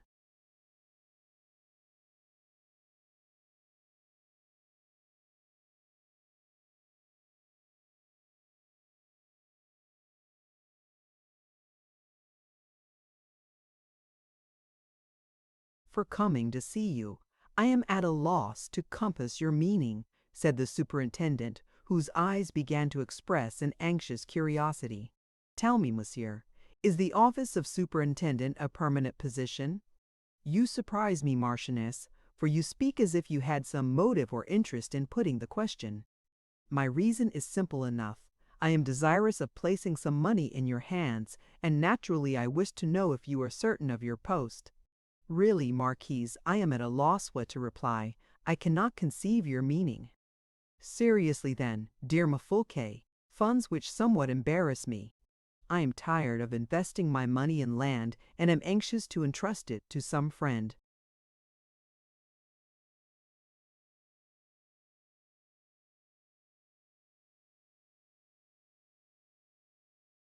Who will turn it to account? Surely it does not press, said M. Fouquet. On the contrary, it is very pressing. Very well, we will talk of that by and by. By and by will not do, for my money is there, returned the Marquise, pointing out the coffer to the superintendent, and showing him, as she opened it, the bundles of notes and heaps of gold. Fouquet, who had risen from his seat at the same moment as Madame de Belliere, remained for a moment plunged in thought.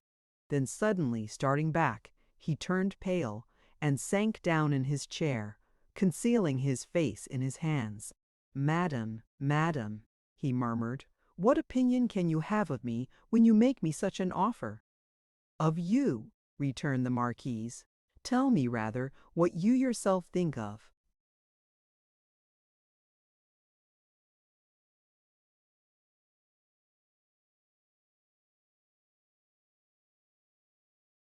"The step I have taken. You bring me this money for myself, and you bring it because you know me to be embarrassed. Nay, do not deny it, for I am sure of it. Can I not read your heart? If you know my heart, then can you not see that it is my heart I offer you?" "I have guessed rightly, then," exclaimed Fouquet. "In truth, madame, I have never yet given you the right to insult me in this manner." "Insult you," she said, turning pale. "What singular delicacy of feeling! You tell me you love me, and in the name of that affection you wish me to sacrifice my reputation and my honor, yet when I offer you money which is my own, you refuse me. Madam, you are at liberty to preserve what you term your reputation, and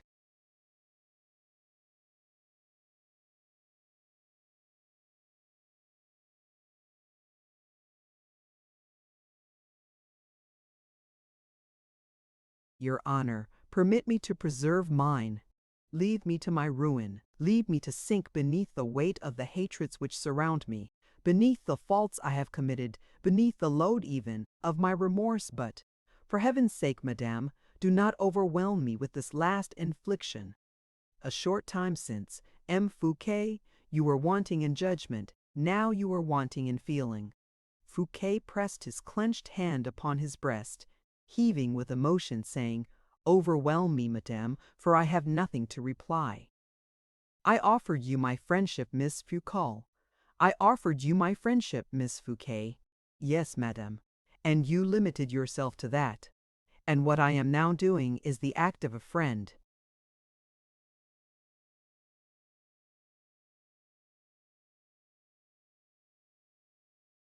No doubt it is, and you reject this mark of my friendship? I do reject it. Monsieur Fouquet, look at me, said the Marquise, with glistening eyes. I now offer you my love. Oh, madame, exclaimed Fouquet, I have loved you for a long while past. Women, like men, have a false delicacy at times. For a long time past I have loved you, but would not confess it. Well then, you have implored this love on your knees, and I have refused you. I was blind, as you were a little while since, but as it was my love that you sought, it is my love I now offer you. Ow, madame, you overwhelm me beneath a load of happiness. Will you be happy then, if I am yours entirely? It will be the supremest happiness for me. Take me then. If, however, for your sake I sacrifice a prejudice, do you, for mine, sacrifice a scruple. Do not tempt me. Do not refuse me. Think seriously of what you are proposing. Fouquet, but one word. Let it be no, and I open this door. And she pointed to the door which led into the streets. And you will never see me again. Let that word be yes, and I'm yours entirely.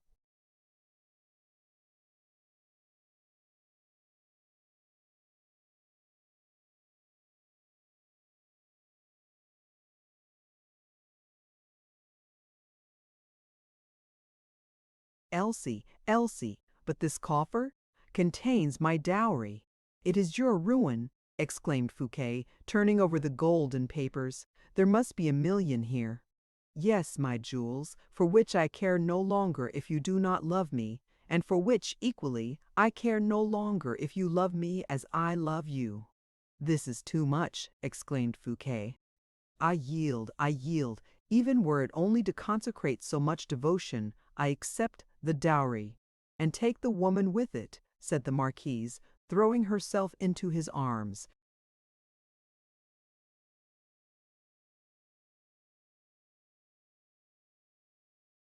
Chapter 104, Le Terrain de Dieu. During the progress of these events, Buckingham and De Wardes travelled in excellent companionship, and made the journey from Paris to Calais in undisturbed harmony together. Buckingham had hurried his departure, so that the greater part of his adieux were very hastily made. His visit to Monsieur and Madame, to the young Queen, and to the Queen Dowager had been paid collectively, a precaution on the part of the Queen Mother, which saved him the distress of any private conversation with Monsieur, and also the danger of seeing Madame again. The carriages containing the luggage had already been sent on beforehand, and in the evening he set off in his travelling carriage with his attendants. De Wardes, irritated at finding himself dragged away in so abrupt a manner by this Englishman, had sought in his subtle mind for some means of escaping from his fetters, but no one having rendered him any assistance in this respect, he was absolutely obliged, therefore, to submit to the burden of his own evil thoughts.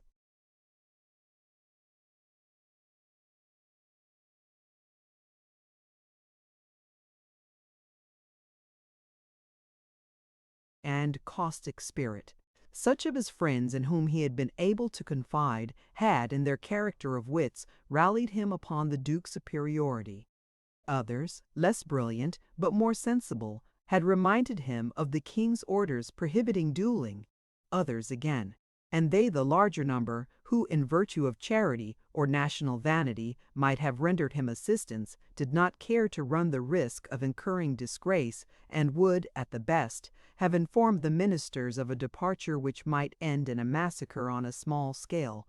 The result was that, after having fully deliberated upon the matter, De Wardes packed up his luggage, took a couple of horses, and, followed only by one servant, made his way towards the barrier, where Buckingham's carriage was to await him. The Duke received his adversary as he would have done an intimate acquaintance, made room beside him on the same seat with himself, offered him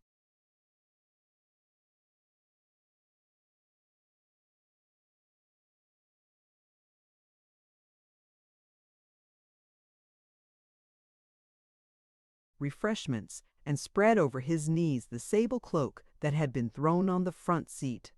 They then conversed of the court without alluding to Madame, of Monsieur without speaking of domestic affairs, of the King without speaking of his brother's wife, of the Queen Mother without alluding to her daughter-in-law, of the King of England without alluding to his sister-in-law, of the state of the affections of either of the travelers, without pronouncing any name that might be dangerous. In this way the journey, which was performed by short stages, was most agreeable, and Buckingham, almost a Frenchman, from wit and education, was delighted at having so admirably selected his travelling companion. Elegant repasts were served, of which they partook but lightly. Trials of horses, made in the beautiful meadows that skirted the road, coursing indulged in, for Buckingham had his greyhounds with him, and in such ways did they pass away the pleasant time. The Duke somewhat resembled the beautiful river Seine, which folds France 1,000 times in its loving embrace before deciding upon joining.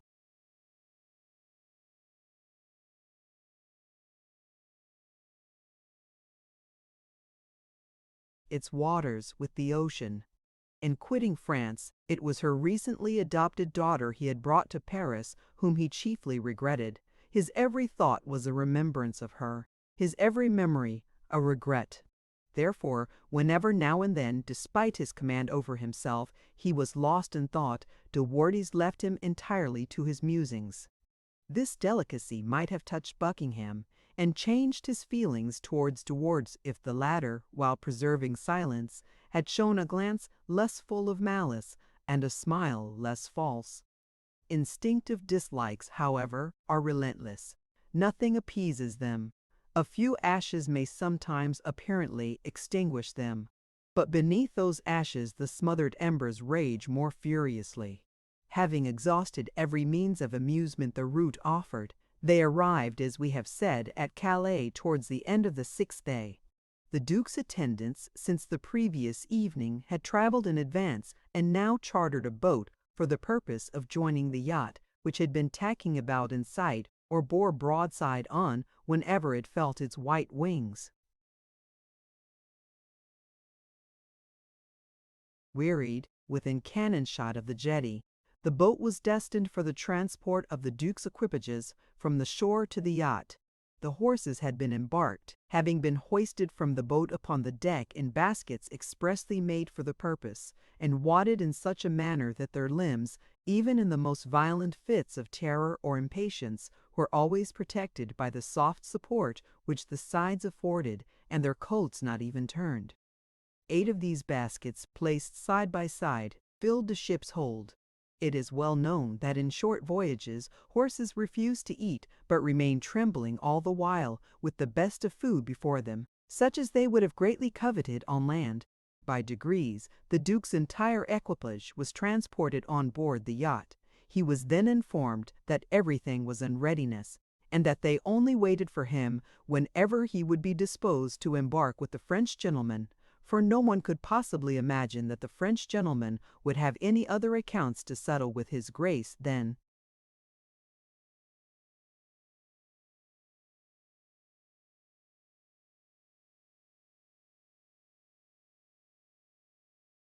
those of friendship. Buckingham desired the captain to be told to hold himself in readiness, but that, as the sea was beautiful, and as the day promised a splendid sunset, he did not intend to go on board until nightfall, and would avail himself of the evening to enjoy a walk on the strand. He added also that, finding himself in such excellent company, he had not the least desire to hasten his embarkation. As he said this, he pointed out to those who surrounded him the magnificent spectacle which the sky presented of deepest azure in the horizon. The amphitheater of fleecy clouds ascending from the sun's disk to the zenith, assuming the appearance of a range of snowy mountains whose summits were heaped one upon another. The dome of clouds was tinged at its base with, as it were, the foam of rubies, fading away into opal and pearly tints in proportion as the gaze was carried from base to summit. The sea was gilded with the same reflection, and upon the crest of every sparkling wave danced a point of light, like a diamond by lamplight. The mildness of the evening, the sea breezes so dear.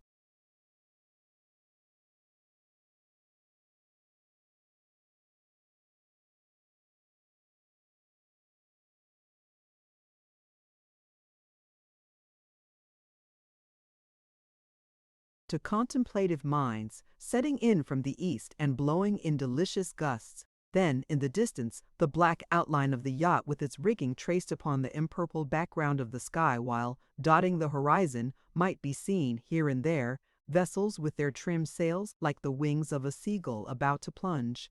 Such a spectacle indeed well merited admiration. A crowd of curious idlers followed the richly dressed attendants, amongst whom they mistook the steward and the secretary for the master and his friend.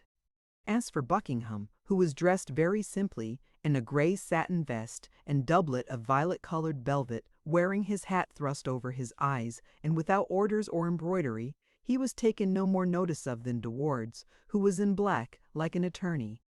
The Duke's attendants had received directions to have a boat in readiness at the jetty head, and to watch the embarkation of their master without approaching him until either he or his friend should summon them. Whatever may happen, he had added, laying a stress upon these words, so that they might not be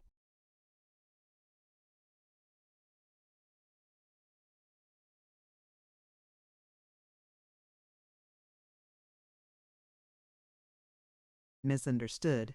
Having walked a few paces upon the strand, Buckingham said to De Wardes, "I think it is now time to take leave of each other.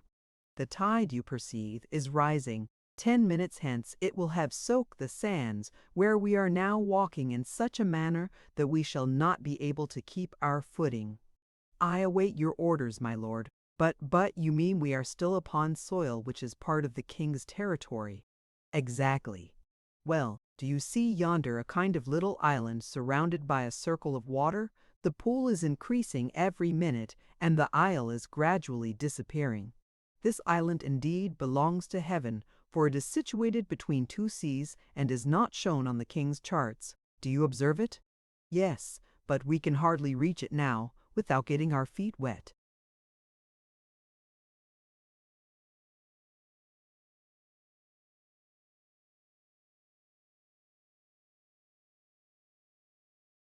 "Yes, but observe that it forms an eminence tolerably high, and that the tide rises on every side, leaving the top free. We shall be admirably placed upon that little theatre. What do you think of it? I shall be perfectly happy wherever I may have the honor of crossing my sword with your lordships."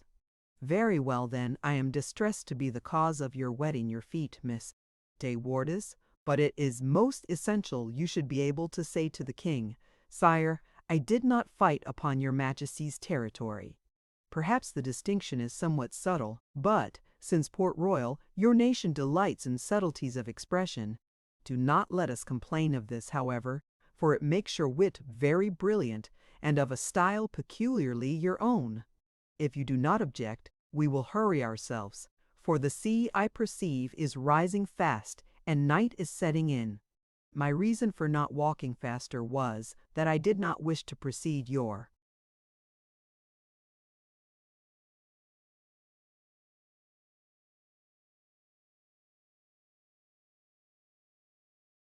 Grace. Are you still on dry land, my lord?" "Yes, at present I am. Look yonder. My servants are afraid we shall be drowned, and have converted the boat into a cruiser." Do you remark how curiously it dances upon the crests of the waves? But, as it makes me feel seasick, would you permit me to turn my back towards them?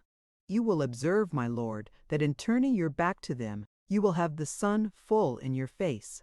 Oh, its rays are very feeble at this hour, and it will soon disappear.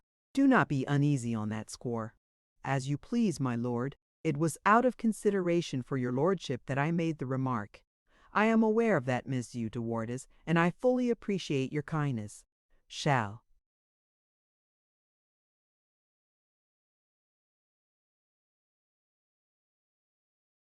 We take off our doublets? As you please, my lord.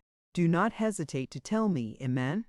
De Wardes, if you do not feel comfortable upon the wet sand, or if you think yourself a little too close to the French territory, we could fight in England, or even upon my yacht.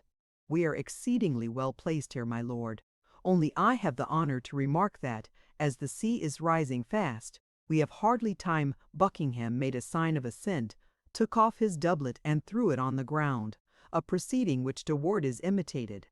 Both their bodies, which seemed like phantoms to those who were looking at them from the shore, were thrown strongly into relief by a dark red-violet colored shadow with which the sky became overspread. "Upon my word, your grace," said De Wardes, "we shall hardly have time to begin. Do you not perceive how our feet are sinking into the sand?" "I have sunk up to the ankles," said Buckingham, "without reckoning that the water is even now breaking in upon us.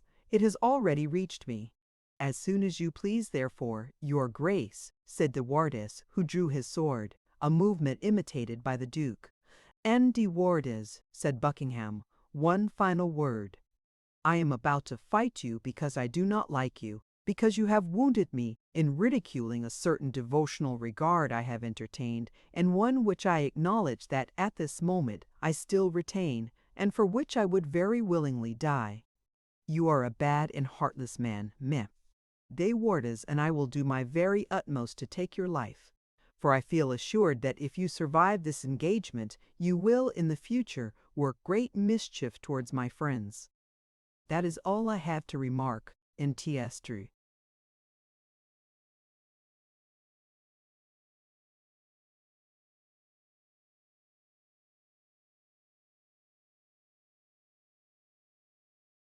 "Wardes," concluded Buckingham as he saluted him, "and I, my lord, have only this to reply to you. I have not disliked you hitherto, but since you give me such a character, I hate you and will do all I possibly can to kill you."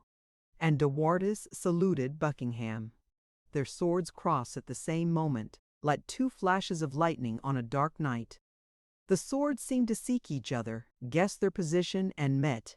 Both were practiced swordsmen, and the earlier passes were without any result. The night was fast closing in, and it was so dark that they attacked and defended themselves almost instinctively. Suddenly De Wardes felt his sword arrested. He had just touched Buckingham's shoulder. The Duke's sword sunk as his arm was lowered. "You are wounded, my lord," said De Wardes, drawing back a step or two.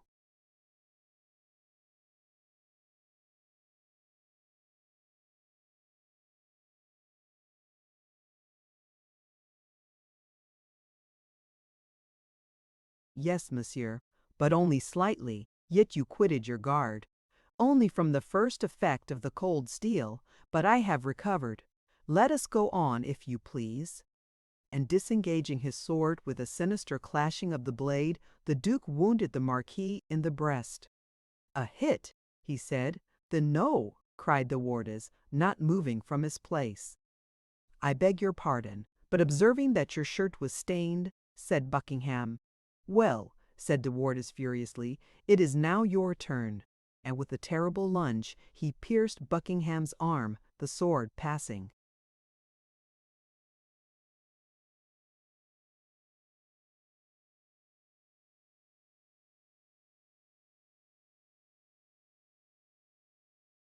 Between the two bones. Buckingham, feeling his right arm paralyzed, stretched out his left, seized his sword, which was about falling from his nerveless grasp, and before De Wardes could resume his guard, he thrust him through the breast. De Wardes tottered, his knees gave way beneath him, and leaving his sword still fixed in the Duke's arm, he fell into the water, which was soon crimsoned with a more genuine reflection than that which it had borrowed from the clouds. De Wardes was not dead. He felt the terrible danger that menaced him, for the sea rose fast. The Duke, too, perceived the danger. With an effort and an exclamation of pain, he tore out the blade which remained in his arm, and turning towards De Wardes said, "Are you dead, Marquis?" "No," replied De Wardes, in a voice choked by the blood which rushed from his lungs to his throat, but very near it. "Well, what is to be done? Can you walk?" said Buckingham, supporting him on.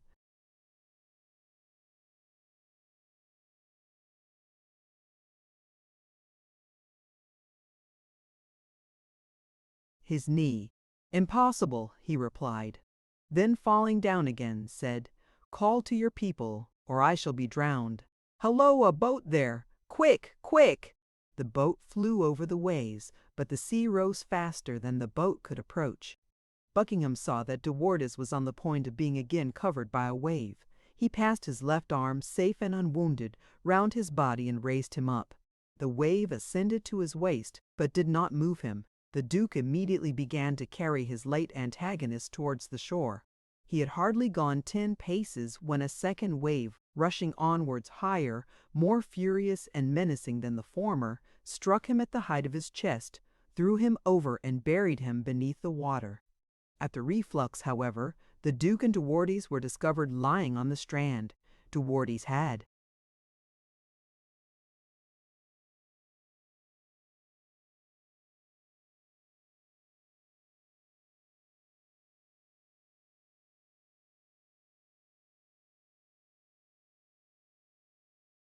fainted. At this moment, 4 of the Duke's sailors who comprehended the danger threw themselves into the sea, and in a moment were close beside him. Their terror was extreme when they observed how their master became covered with blood, in proportion as the water with which it was impregnated flowed towards his knees and feet. They wished to carry him. "No, no!" exclaimed the Duke. "Take the Marquis on shore first." "Death to the Frenchmen!" cried the English sullenly. "Wretched knaves!" exclaimed the Duke, drawing himself up with a haughty gesture which sprinkled them with blood. "Obey directly. M. De Wardes on shore! M. De Wardes's safety to be looked to first, or I will have you all hanged." The boat had by this time reached them. The secretary and steward leaped into the sea and approached the Marquis, who no longer showed any sign of life.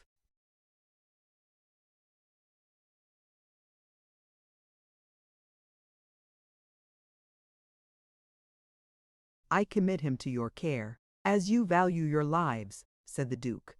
"Take M. de Wardes on shore." They took him in their arms and carried him to the dry sand, where the tide never rose so high. A few idlers and 5 or 6 fishermen had gathered on the shore, attracted by the strange spectacle of 2 men fighting with the water up to their knees.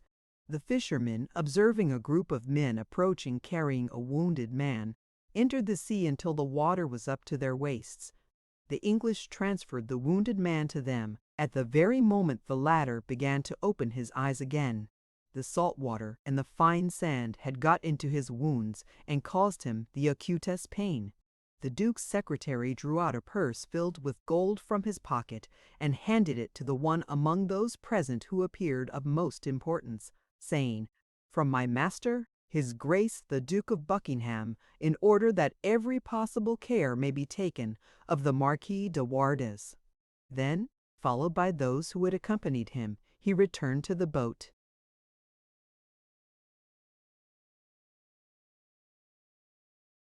Which Buckingham had been enabled to reach with the greatest difficulty, but only after he had seen De Wardes out of danger.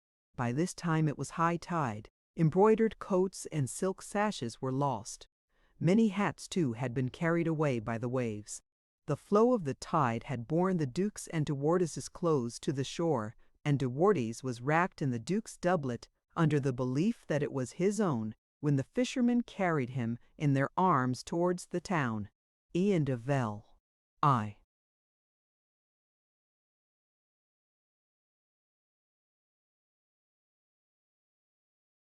The end. Thank you for listening to this story. I hope you enjoyed the journey, the characters, and the world they carried with them. If you enjoyed this audiobook, please subscribe to the channel and leave a comment below. Your support helps keep these stories alive and allows more timeless books to be shared with listeners around the world. Until next time, thank you for listening.